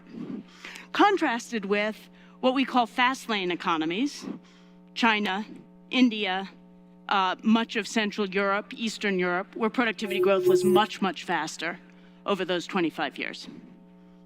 So, we are really on the cusp of a new era, or perhaps even entering it. What does that mean for Latin America? Go back and talk about some of these dimensions that are important. So urbanization, Latin America is more urbanized than almost everywhere in the world, at least on a regional basis. And indeed, that's true of all of the major Latin American economies, from Argentina on down. So what that means is simply the move from agriculture, from rural areas into the city, is itself not a lever for productivity growth in Latin America.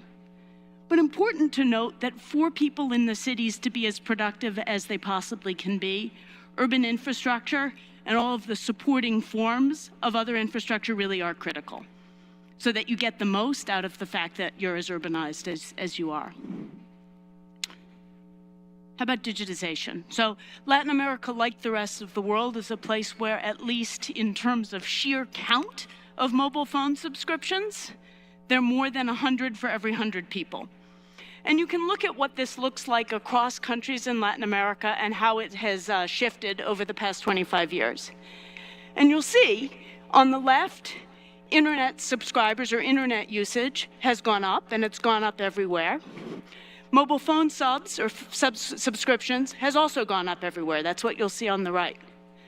So there's a glass full, glass half empty view of this. So the obvious and I think very true glass half full part is really much, much more digital usage and a huge amount of potential that comes from that. The glass half empty, or the part one needs to remember, is that not everybody is still on that bus. So particularly when you look at internet subscriptions on the left, Peru, Colombia, Brazil, between 60 and 80% of people are using internet. So between 40 and 20% of people are not, and overall broad-based productivity growth will require bringing everybody on board. In the sort of mode of, well, what about advanced technologies? Latin America in general right now is not a knowledge creator. Now, what this chart shows is on the left, countries that export intellectual property. So North America, for example, is responsible for 44% of IP, or intellectual property exports. On down, and you see Latin America is responsible for about 1% of intellectual property exports. On the right, the import view. So for example, North America imports about 24% of intellectual property across the world. Latin America about 8%. So much more on a relative basis importing than exporting. Two things to think about. So the first is simply, is that the ratio that would be the goal? And the answer may be no, but what are the things that one could focus on to really gain true ability to be a global provider? But it's not necessarily, well, we want to jump in and become a global provider. There's also a how do you make sure that you use and adapt as quickly as possible IP, because different countries have different natural strengths, and bringing something in and using it quickly, putting it to use, can actually be every bit as good and every bit as useful for productivity growth as generating it in the first place. Powered, really important area. So Latin America consumes more energy per capita than the world at large, and in part, this is because energy use has grown faster than in the world overall because of the extraordinary natural resources here. And of course, that's great for development, in fact, but it has the flip side where one says, okay, well, what does that mean about the energy transition and the quest for net zero? And here, Latin America potentially has a really critical role to play. What you'll see when you look at the top is the fraction of population and of GDP that Latin America is responsible for. So 8% of the world's people live in Latin America, 6% of its GDP is generated here.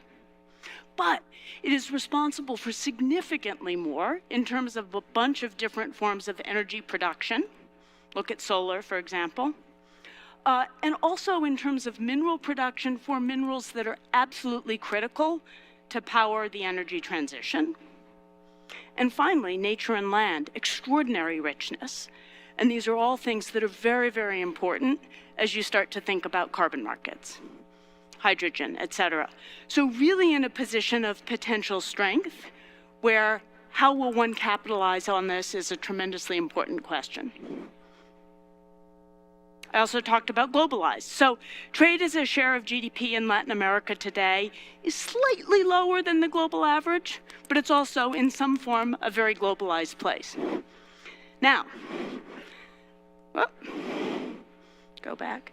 The nature of that picture has changed really pretty significantly between 2020 on the left and 2022 on the right. You'll see that throughout effectively all of South America, China has become Latin America's largest trading partner, whereas in Central America and in Mexico, it is still the US.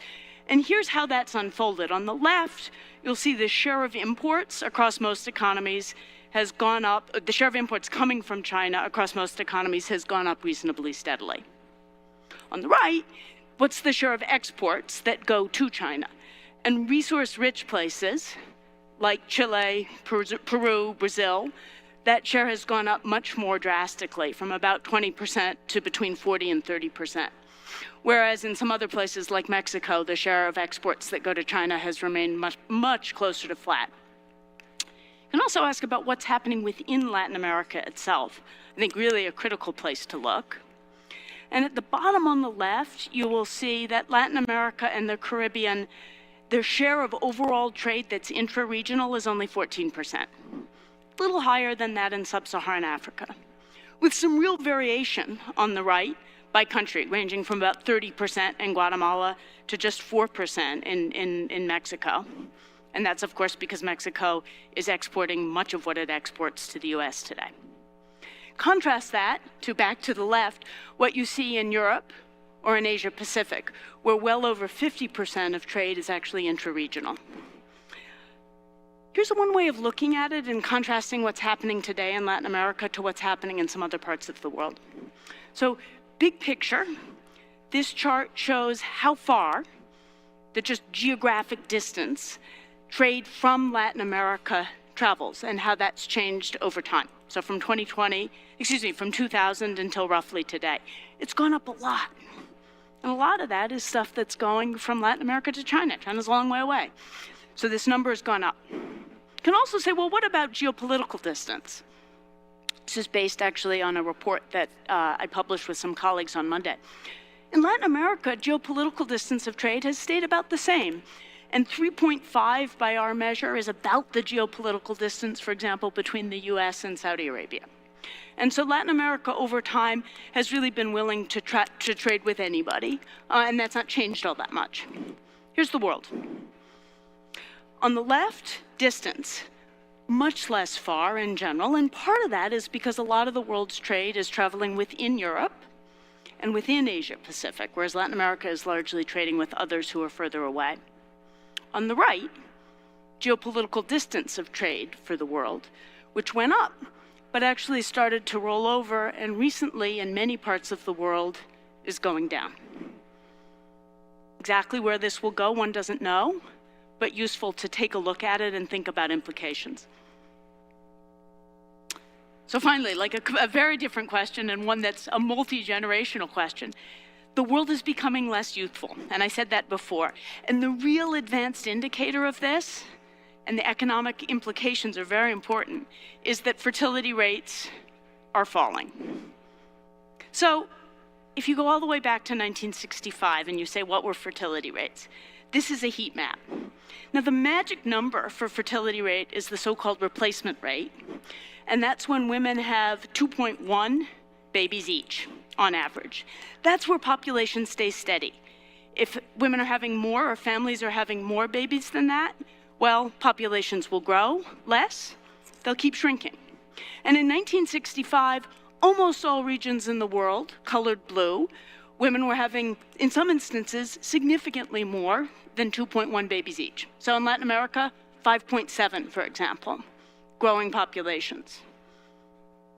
Today. Of course, there's an awful lot that's happened. Healthcare has become better, women have gone to work. There are a whole host of reasons why there's reason to celebrate that fertility rates have fallen from some of the high levels. But now we're in a world where this is almost all red.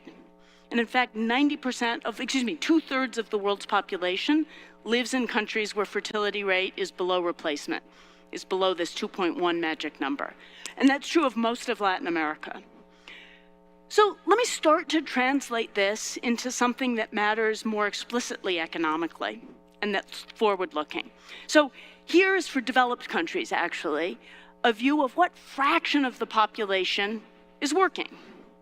Now, as a population ages, you have more retirees, fewer as a fraction working people, and so those working people have to have higher productivity to support the retirees if you want people to continue to see growing incomes, growing GDP, maintain standards of living. And in the developed world, where we include China, that fraction is going down already. Okay, so this is going to be a productivity challenge. How about Latin America? It's about to start declining.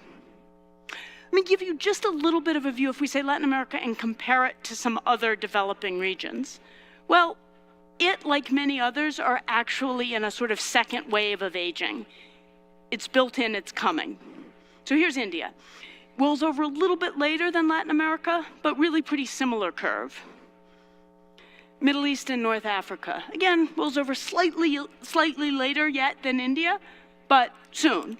And just to give you a sense, in India, and this is about the same for Latin America at large, so-called dependency ratios, the degree to which retirees are dependent on working age people, start to hit developed country levels in about 30 years.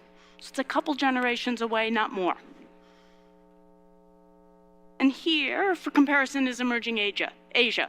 So less extreme, comes a little later, same phenomenon. And indeed, in the developing world and in the world at large, sub-Saharan Africa is the only exception, where if you look at projections of what fertility rates will be 50 years out, it will see the same sort of decline, but that's an awfully long time to project. All of these are UN numbers. very quickly. In Latin America, there's variation across countries, but the basic pattern is the same. In some sense, Chile is ahead in this decline, followed very closely by Brazil. In 16 years, Brazil will start to see the same sorts of dependency ratios that the developing world sees today, followed by Colombia, pretty close, followed by Mexico, followed by Argentina. The big punchline here is that productivity growth is an imperative generally, given the historical context I talked about, but it's particularly an imperative when the population bonus, the potential to have more people in the workforce, is no longer there, but instead one is in a race to effectively become rich or productive before the coming old happens, and that's coming. So, Latin America needs to move into a productivity fast lane. And just a little bit on the structure of the economy, and this will be necessarily cursory, before I talk about, well, what can one do? So, of course, Latin America right now is largely dependent on commodities. Roughly 50% of its exports link to commodities, and that's more dependent than most parts of the world. Let's look at manufacturing. So there's been some manufacturing value-add growth in many parts of Latin America, but they're on the bottom because the growth has been significantly slower, that value-add growth, than it's been in places like Vietnam or China or India, countries that were in that productivity growth fast lane I talked about at the beginning. Services will matter too. And what you see here are a variety of countries where on the x-axis you see the change in services employment share. So in Latin America, as in many parts of the world, the share of people working in services has been growing, and maybe that's a good thing. And so you see Peru, it's been growing faster than it has been even in Poland. But in Latin America, the productivity associated with services has not been growing terribly quickly. And in some places, like in Argentina and Brazil, in fact, services productivity has been growing more slowly than productivity in those countries at large. So the sector productivity by services sector would need to turn around and start to grow. Wrong direction, sorry. So what does one need? Investment is absolutely crucial. And if you go back and you look at a couple of select countries and their productivity growth, you see that in countries across the board, but particularly take these fast productivity growers like China, like India, productivity growth has been largely powered by investment. Labor quality matters, but it's a relatively small slice. Total factor productivity matters, but it's also small. And you can think about total factor productivity as a way of encapsulating technological progress and also improved processes. So all of these things are important, but without that investment, it's extremely difficult, maybe impossible, to really grow productivity fast. But if you look at investment, investment growth in Latin America has been relatively low, and particularly in contrast to China at the top, where it's been off the charts. But let's look a little more recently and see what the good news is and how this translates to what one might think moving forward.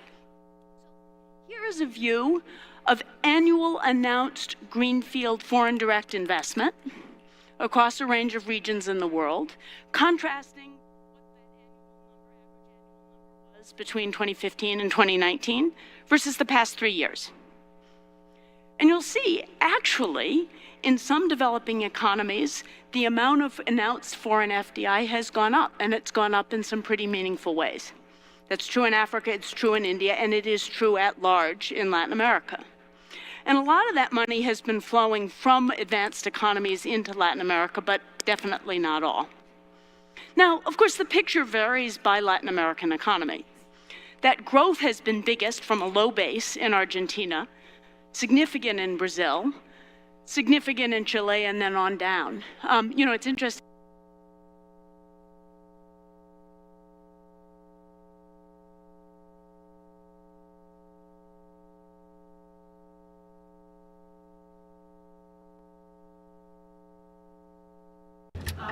Audio interruption.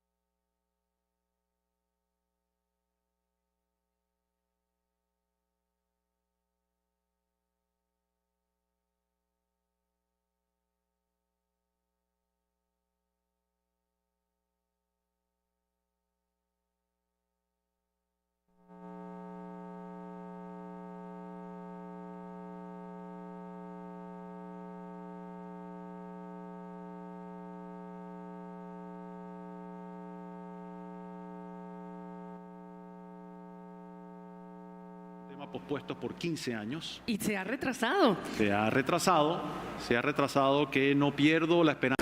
There has been a delay.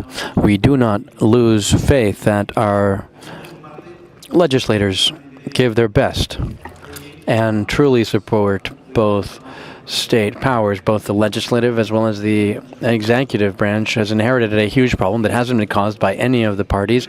It's suffered by the people, and it's our responsibility to make the calls, the tough calls, of course. I've been in spaces like this and made proposals that are not popular, nor here, nor in France, nor in other countries around the world where we know it's controversial, but we have to do it. We also saw in our previous presentation the demographic behavior or trend that's being observed, also in terms of productivity, the relationship between youth and the aging population. It's basic arithmetic, but it's a considerable challenge. There's also the mine subject, which has also been inherited to us. We will deal with it, and we're not going to... It's a bit early to know what their resolution or the different branches of the resolutions will be. Another important subject involves the Panama Canal, which encompasses huge investments like the expansion of water storage, the gas duct, and other subjects.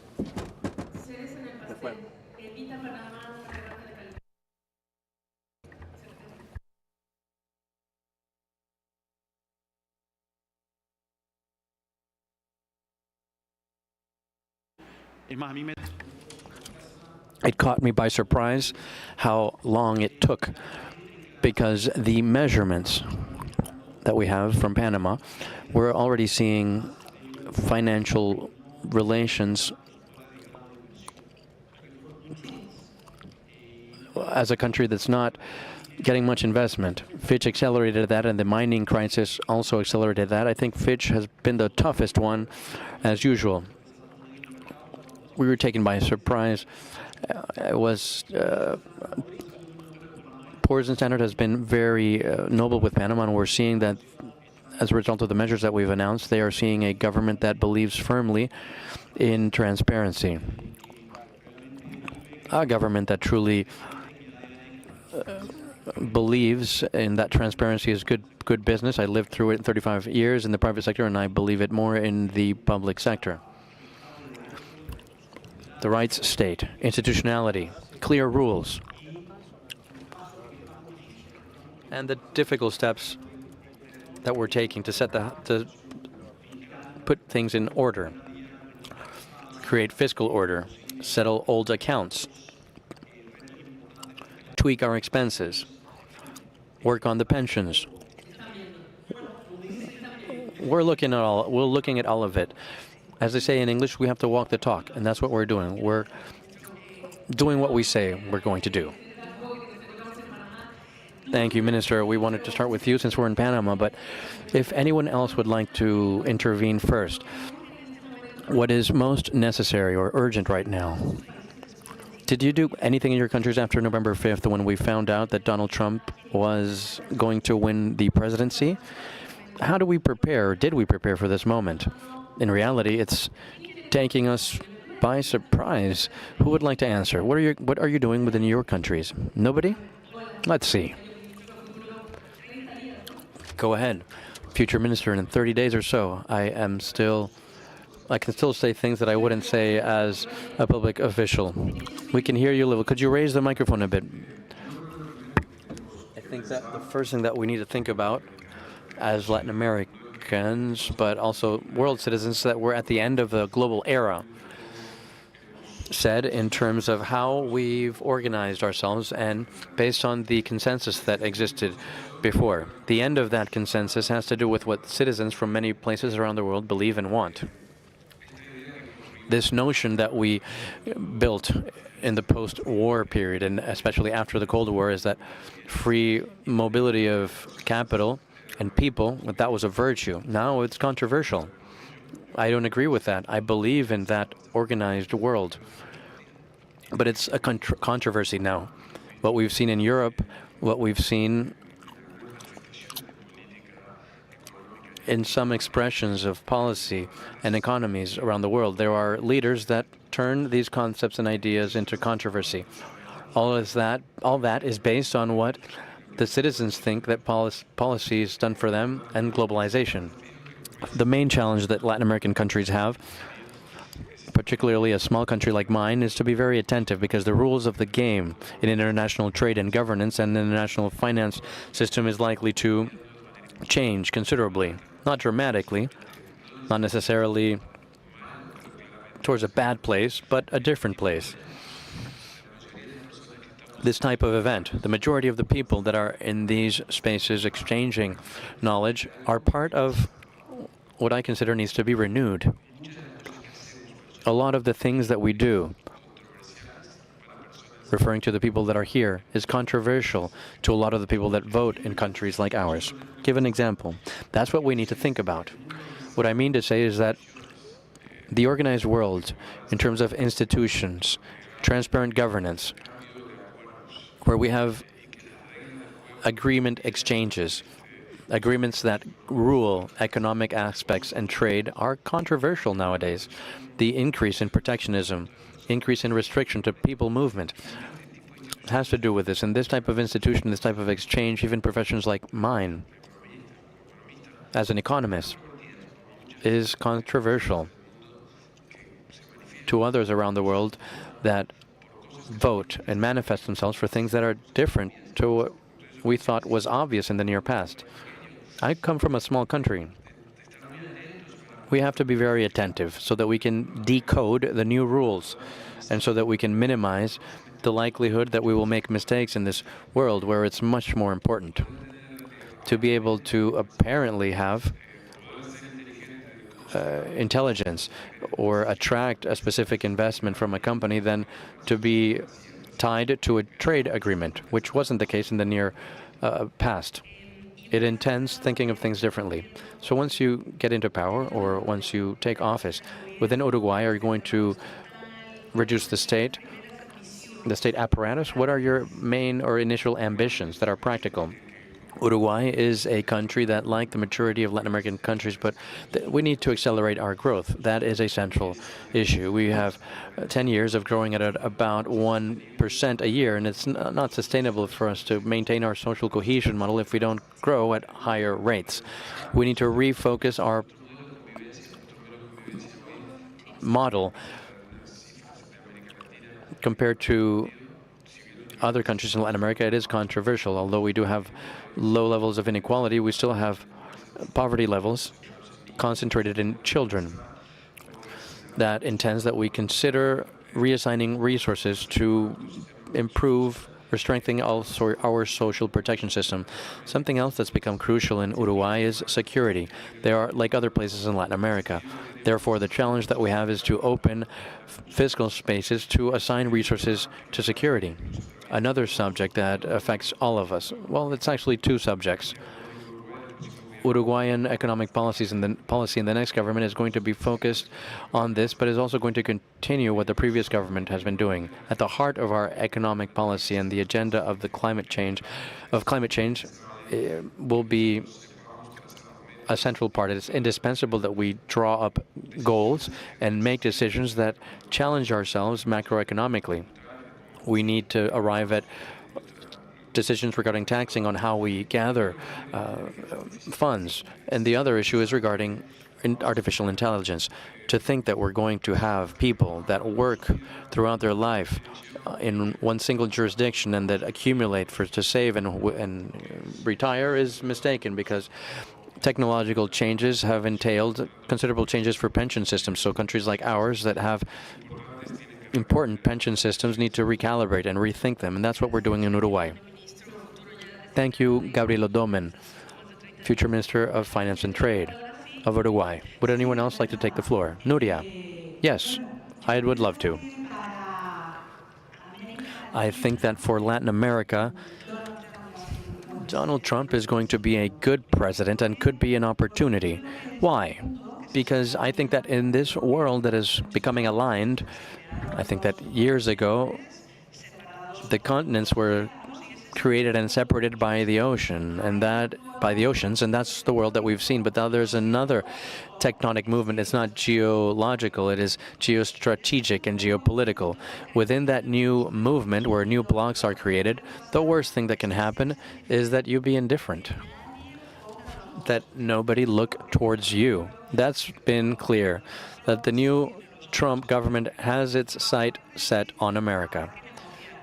Based on that, we need to figure out what we can negotiate on, but we're under focus.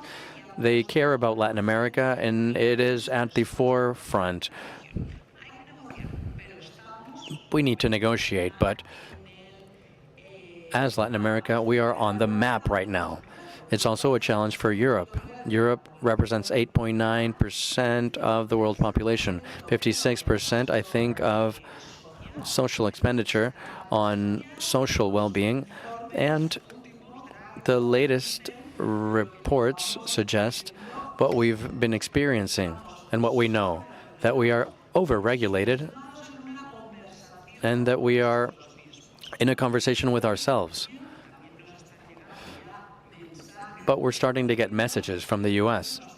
I think that this might wake us up and make us realize that we live in a global world.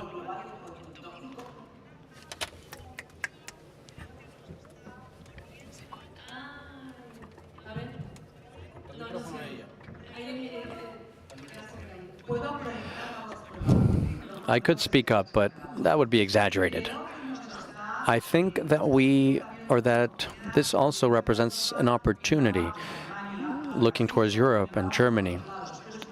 But Spain has always looked towards Latin America. And I think that right now we are at that opportunity point where Europe should listen to Spain regarding the possibility of creating a more critical mass, or coming closer to this continent separated by an ocean, which is Iberoamerica, and improve its relations with Europe. So I'm betting on the opportunity that these circumstances bring about. Thank you very much. Now, thank you, Roque. From Peru, mining. Peru is a country that for many years, I said earlier that we would have to give a monument to the central bank, to Julio Velarde, because macroeconomically it has a lot of stability, but politically it's been a huge problem. Roque, thank you for being here. What would you say about what has to be done? Say it out loud. That reminds me of a famous Peruvian political, Dr. Raúl Alaya Torres, one of the most illustrious politicians from Peru in the 20th century. He'd always say, we need to know how to deal with capital. It is not about capital coming in, referring to the Cold War period between Washington or Moscow. Nowadays between China and the U.S. I think that Mr. Trump likely has the right to decide what he considers appropriate for the U.S. and its interest. And there is a confrontation with China. We're in Panama. We have the Panama Canal. Also, the port of Shanghai is saying that they're going to send bigger vessels and they're going to unite to China. What we need to do in Peru is know how to deal with capital, to know how to deal with countries like the US, like China, like Europe, like Japan, and manage to achieve the greatest benefit for our country. I don't believe that it's dramatic that Mr. Trump wants to apply policies. We have a free trade agreement with the US. We had to lead the effort to achieve the first free trade agreement that Peru managed to get with the U.S., which was with the U.S. We were joined by several countries from Latin America, but Peru was the first one to get through, and that's brought about a huge amount of benefits. Nowadays, Peru is one of the first exporters in the agro-industrial sector. $45 million in mining products. You were asking, Gabi, about mining. Mining is an activity that has blessed Peru because Peru is blessed with natural resources, and we have the right and the obligation to value them, caring for the environment, respecting communities, and of course contributing to the Peruvian economy. That is why Peru has had much more economic stability, more than political stability. No doubt, political stability in Peru has been one of our greater issues, and we hope to continue solving this towards the future. I think that the Peruvian economy and having such a man like Dr. Julio Velarde, who is going to be meeting 20 years, or getting to 20 years of being the president of the Federal Reserve. I remember meeting up with Minister Butrick. What's the name of the Argentinian president of the Reserve? When she was in campaign, she said, Mr. Benavides, we need a Mr. Julio Velarde. And I said, you're mistaken. I said, you need a law like the one for the Peruvian Central Bank that makes it totally independent. And you have the talent to have a president like Dr. Julio Velarde. That is what we need. Institutionality in our countries. And the Central Reserve Bank from Peru is proof of institutionality. The little bit that we have, but it's been fundamental to give way to the stability that you mentioned. Briefly, President, you were in Davos. What's the message that you can bring? I did not go. Those are events that are so large that you get lost. She went and she was criticized in Peru because she was too optimistic. But I think that any president from any country needs to deliver an optimistic message, a message of trust. Personally, I did not like that she said, or she promoted national investments and foreign investments. And she added that foreign investment is more important. In Peru, out of 100% of our investment, 80% is private and 20% is public. Out of the private percentage, only 20% is foreign and 80% is Peruvian investment. We, the Peruvian people, should respect ourselves and value ourselves. We're the ones that can attract foreign investment. If we, the Peruvian people, do not trust in ourselves, if Panamanians do not trust their own countries, if Latin Americans do not trust in our own countries or region, it's going to be impossible to attract foreign investment. And once you attract it, you need to know how to deal with that capital. How important is it to provide political recognition related to the effort exerted by local investors? That's what Roque didn't like so much. Evelyn or Roberto? You both have space to intervene. You've been an ex-minister of labor, you're ex-mayor of Providencia. In the Chilean case, how would you say things are doing? Chile is a very small country, very open to the world. And it has had to adapt itself to different changes that the world has gone through, and it's going to have to continue adapting. Therefore, what matters the most is flexibility and good policies. We have abandoned good policies in the last years. We had a very cautious fiscal budget for 3 decades. We had spectacular monetary policies. We saw respect towards investment, both Chilean and foreign investment. We've seen respect for right to properties and a respect towards stable rules, especially tax rules. All that was broken down, and Chile nowadays is growing at 1.8% at the most.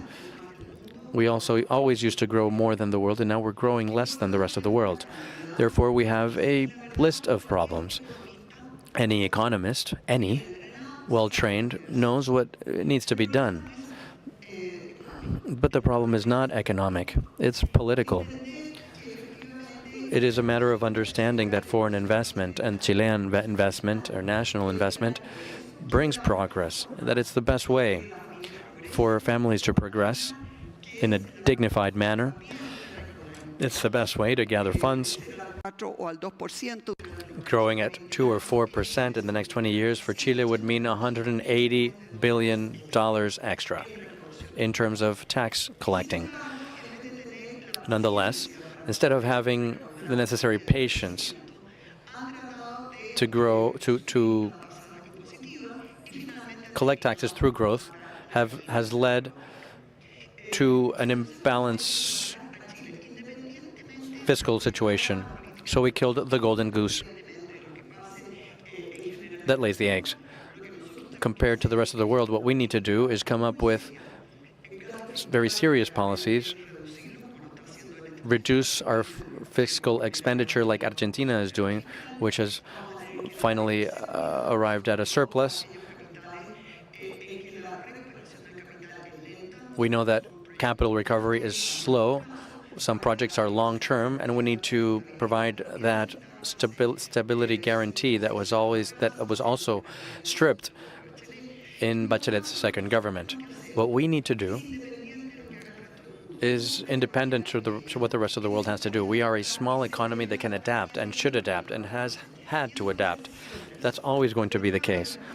What will never change is how serious we are regarding public policies, that seriousness that was thrown out the window by previous presidencies, which is tough. De primera categoría, las tasas, ¿no es cierto? They wanted to increase to 35% the tax for the public sector. They left it at 27%, but they were going to increase the taxes. They said, don't worry, we were going to increase it to a certain level of GDP. That never happened, but it would not affect investment or growing. I need to be very stern. Any person that studied the first semester of economy, they know if you raise it to that level, it would affect increase of economic growth and the economy. So we need to reverse many of these aspects. And what is of concern, 142% of the GDP is the rate right now. We haven't had that in 3 or 4 decades. And employments are not being created. We're not increasing our wealth. Chile is at a dead end right now, but they have the possibilities. They have serious institutions. They have people that are trained to produce serious policies, and that's what we're looking at. Yes, there's a new topic that we need to think about. It's obviously organized crime, public safety, because obviously a country that is being attacked, as is our case in Chile and in other countries of Latin America, by the organized crime, there will be no investment. If we don't manage to face this seriously with very effective policies, then as a continent, we have no future. And a ministry is being created for public safety. It was already created, the Ministry of Public Safety. It's not that I love the law that backs it, but it's better than having nothing. And in reality, it's the same as in the economy. Everyone knows what needs to be done. But we need efficacy, we need courage and determination in order to implement that public policy that in general they're very harsh. And I want to state we are looking carefully at what is happening in Argentina. The president practically, he has no representation in the Congress or very little. However, he managed to approve certain laws, and he has been able to advance on his agenda based on the support of the citizens. And I think that is something we need to look at very seriously. Thank you very much. Roberto Cricht.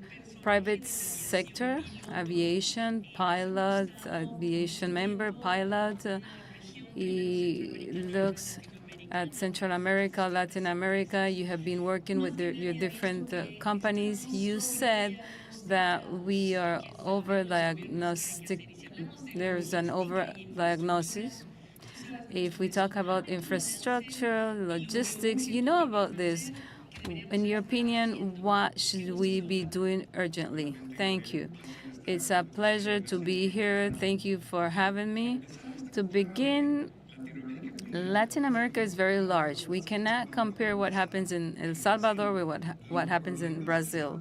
The problems, we're over-diagnosticated. Each country has its own overview, its possibilities.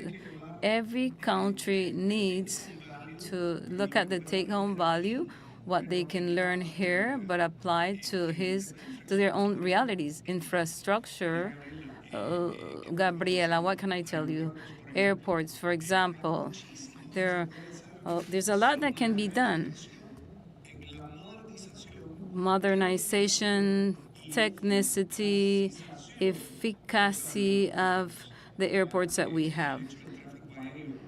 Air traffic, the fact that you go to an airport after a 2 hours flight and you spend 2 hours and a half waiting to go through immigration.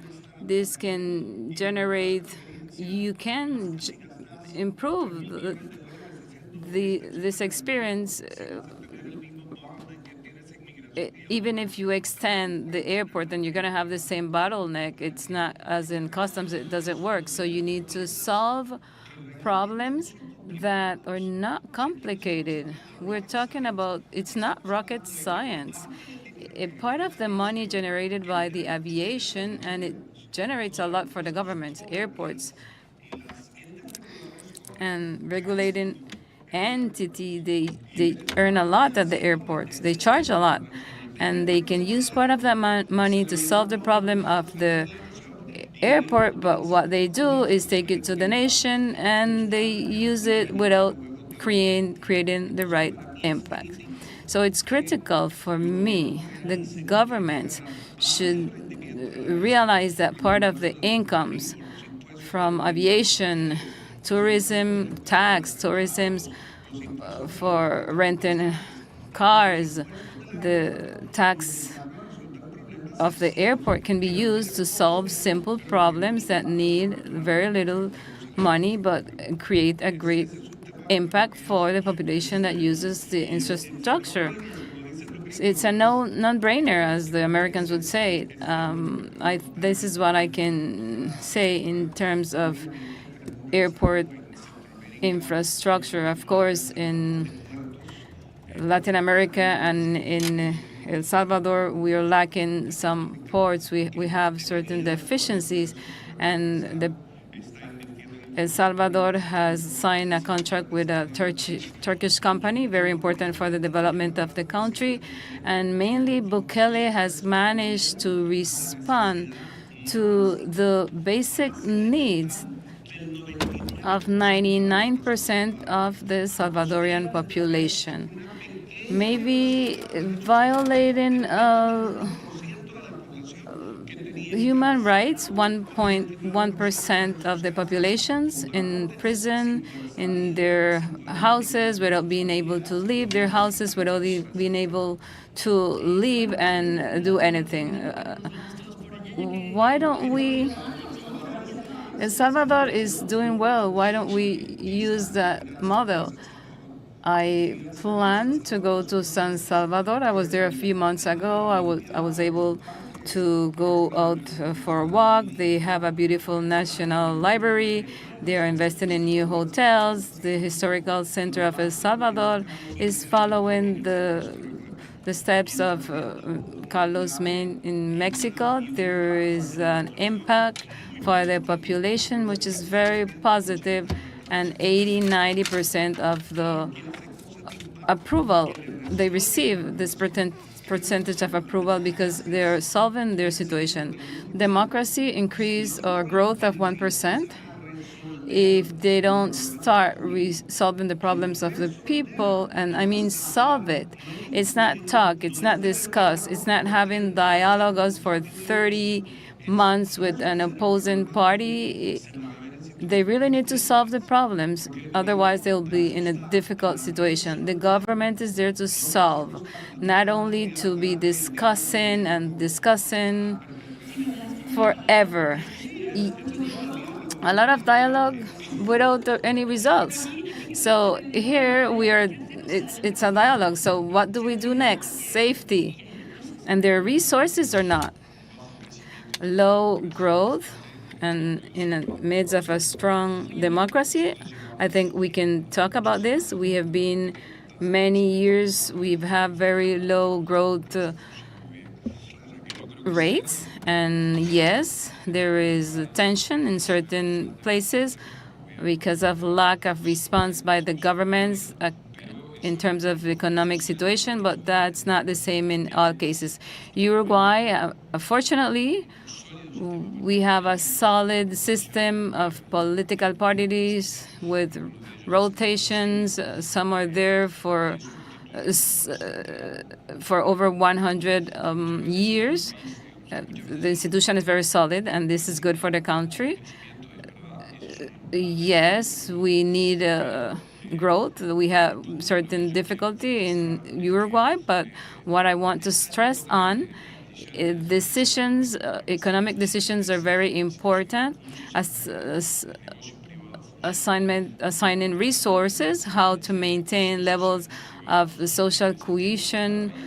Each country will look for this in whatever way best works for them. But the resources for social cohesion, these are important elements to reinforce the environment for growth. We cannot have a society that don't have friendly environments and high levels of cohesion and with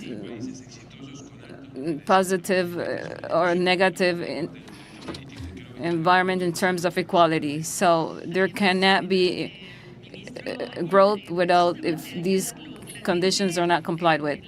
In Latin America, social media, people talk about the projects of El Salvador as the solution because we don't see solutions that they can propose. What can we do to reduce criminality, to avoid this payment, this demand, and unlawful demands, having to pay for extortion. I believe the case in El Salvador is different from those of the South, like the case of Panama, Colombia, Chile, Ecuador. We have more multinationals that are part of the organized crime, Cartel del Golfo, Tren de Aragua.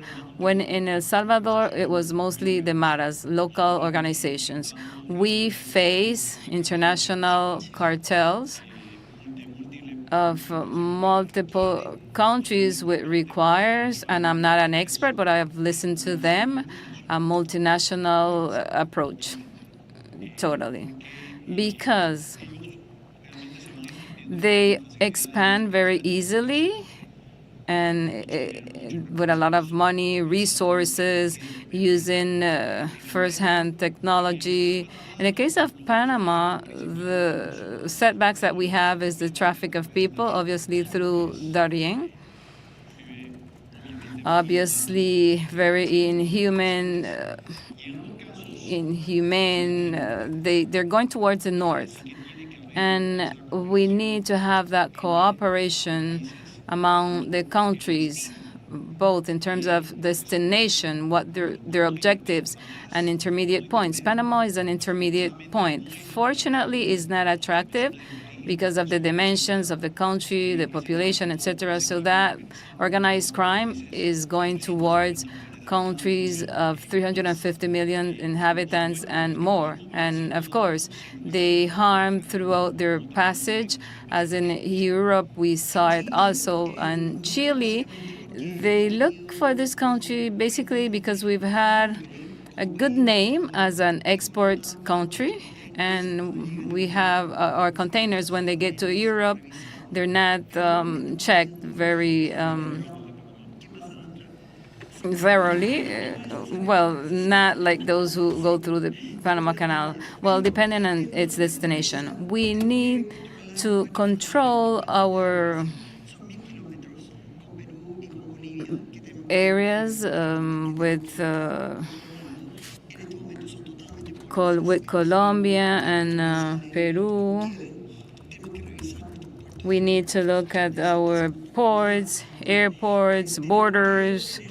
We need to have jail systems that are segregated We cannot have a criminal that is the head of the mafia with other young people that are there for the first time. Second time, they can be they can re-enter society. So, like in the Italian system, we need to look at of the road of the money because they do all of this for money. So we need to look at the goods that they have. We have a list of 14 topics that we need to review. And finally, this is not so different from what Colombia did, for example, fighting against terrorism and against the drug trafficking, etc. So the truth is that as with the economic policy, what is required is systems that are very efficient, cost-efficient, from a cost efficiency point of view, and we have technologies, we have countries that have done it already, where we need to adapt, we need to copy. It is something that we can approach, but we need a decision to take the decision. We need a huge investment, which means that we need to cut expenses because we don't have enough money. Roque, extortion. With China, extortion was the topic, insecurity, and I would like to add, because we're talking about illegal activities, the mining activities, illegal mining activities.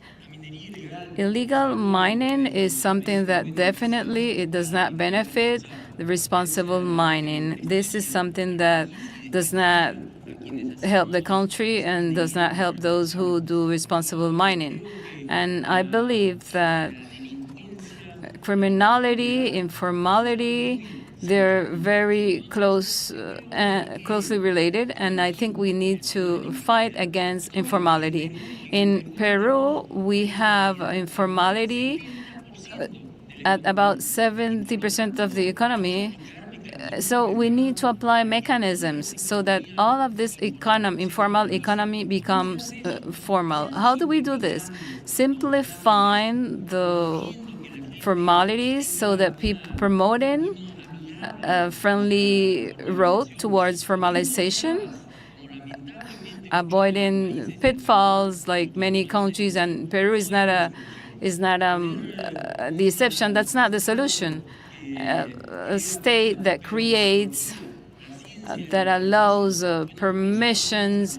With the science of requirements for permits, we're not going to get too far. We need to simplify our processes. To open a business in Lima, it would take 1 year in Lima. This is not possible.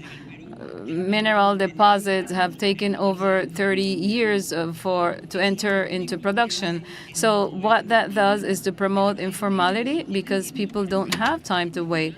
And therefore, what we do need is our states need to be more efficient.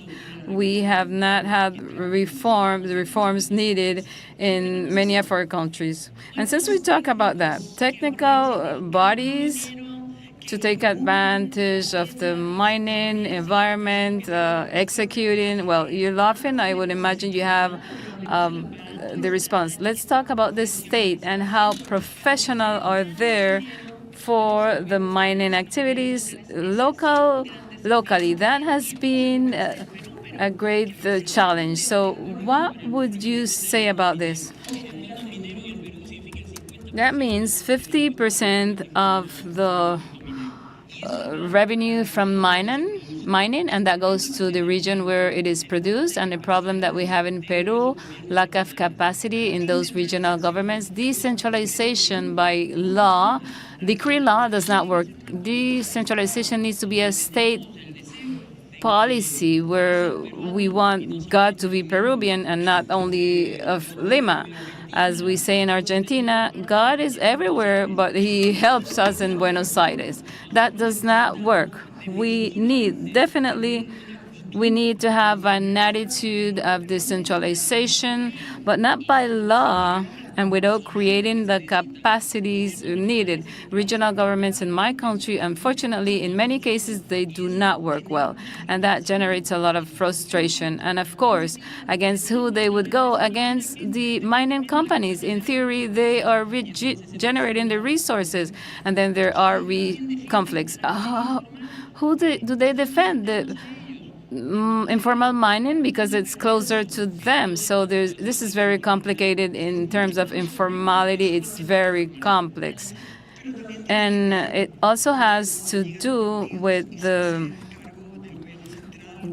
government at the central or regional level. They would hire their friends, their relatives, people who are part of the same political party, and not those who are more efficient. So frustration and lack of development that have to do with people who are earning money that they should not, and they're occupying positions for which they're not prepared. And finally, there is a perception of corruption and lack of trust in the governments that is of great concern. And we need to face this, because if there's no trust from the citizens, it's very difficult to be able to manage the country. And the president, as Milei, he's progressing rapidly, even though he does not have force in the Congress, because people understand that he's doing what he needs to. And in addition to his reforms, and well, quite interesting, but he's advancing and he is cutting expenses, etc. So I think the trust is fundamental, and the good use of the public funds, the good use of this money in a very transparent manner, this is fundamental. I think this is a central topic, which is how you manage and how you see social conflict, the lack of the population, unhappiness of the population is channeled through systems that people find representative. The system of political parties under democracy, these are important.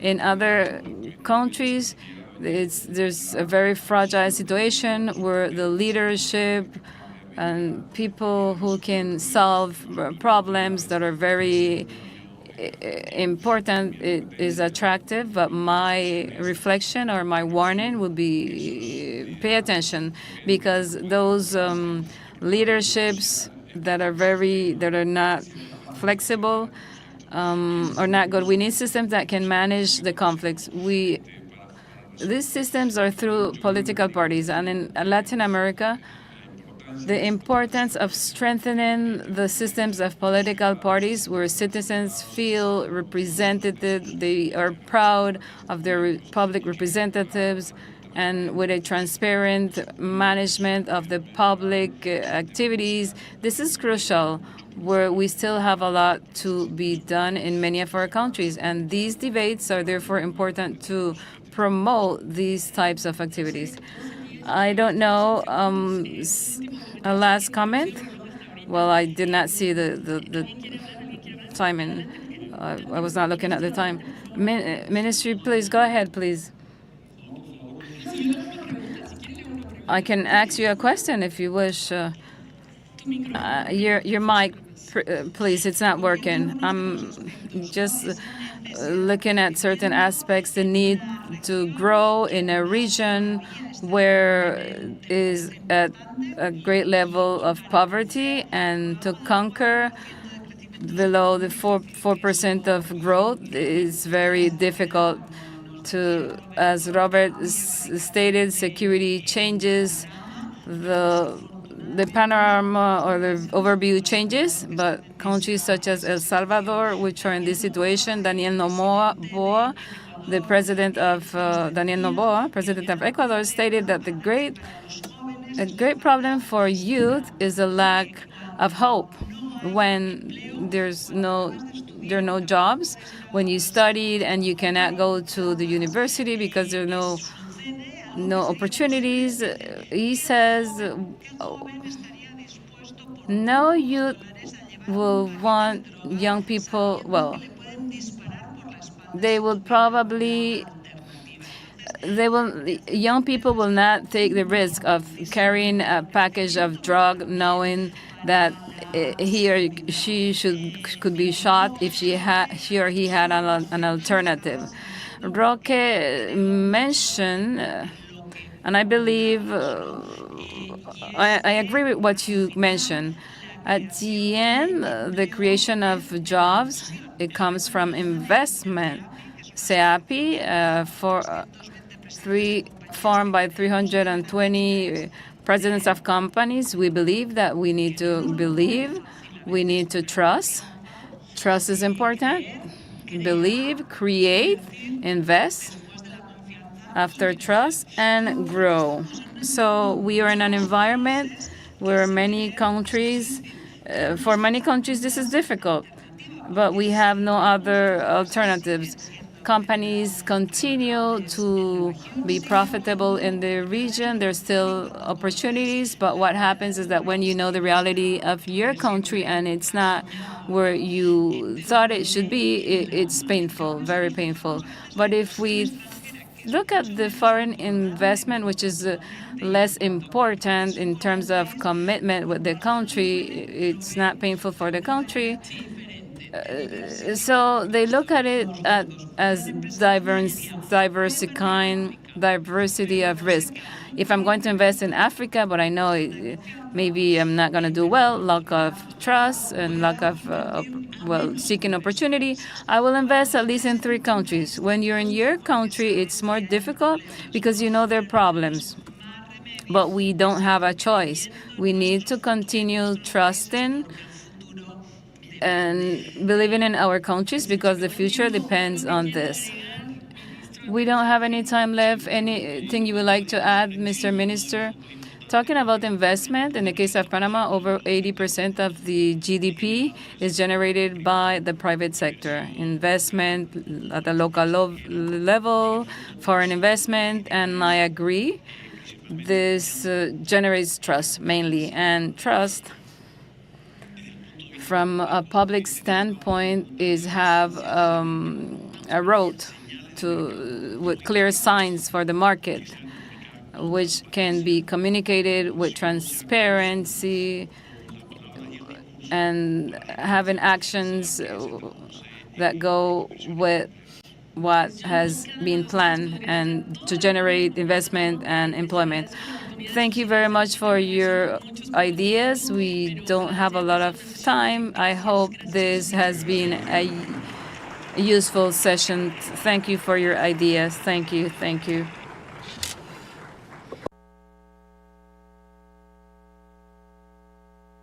Gracias a todos. Los invitamos. Thank you, everyone. We now invite you to join us in the rooms in the back. The green and the blue room will have panels of speakers. There's an info post where you can request devices so that you can follow the conferences. It's important that you also download the QR code. It's important also that you have the device so that you can access the silent rooms, which is the blue and green room where we will be meeting up. Thank you for being with us in this hall. See you in a moment in the other room.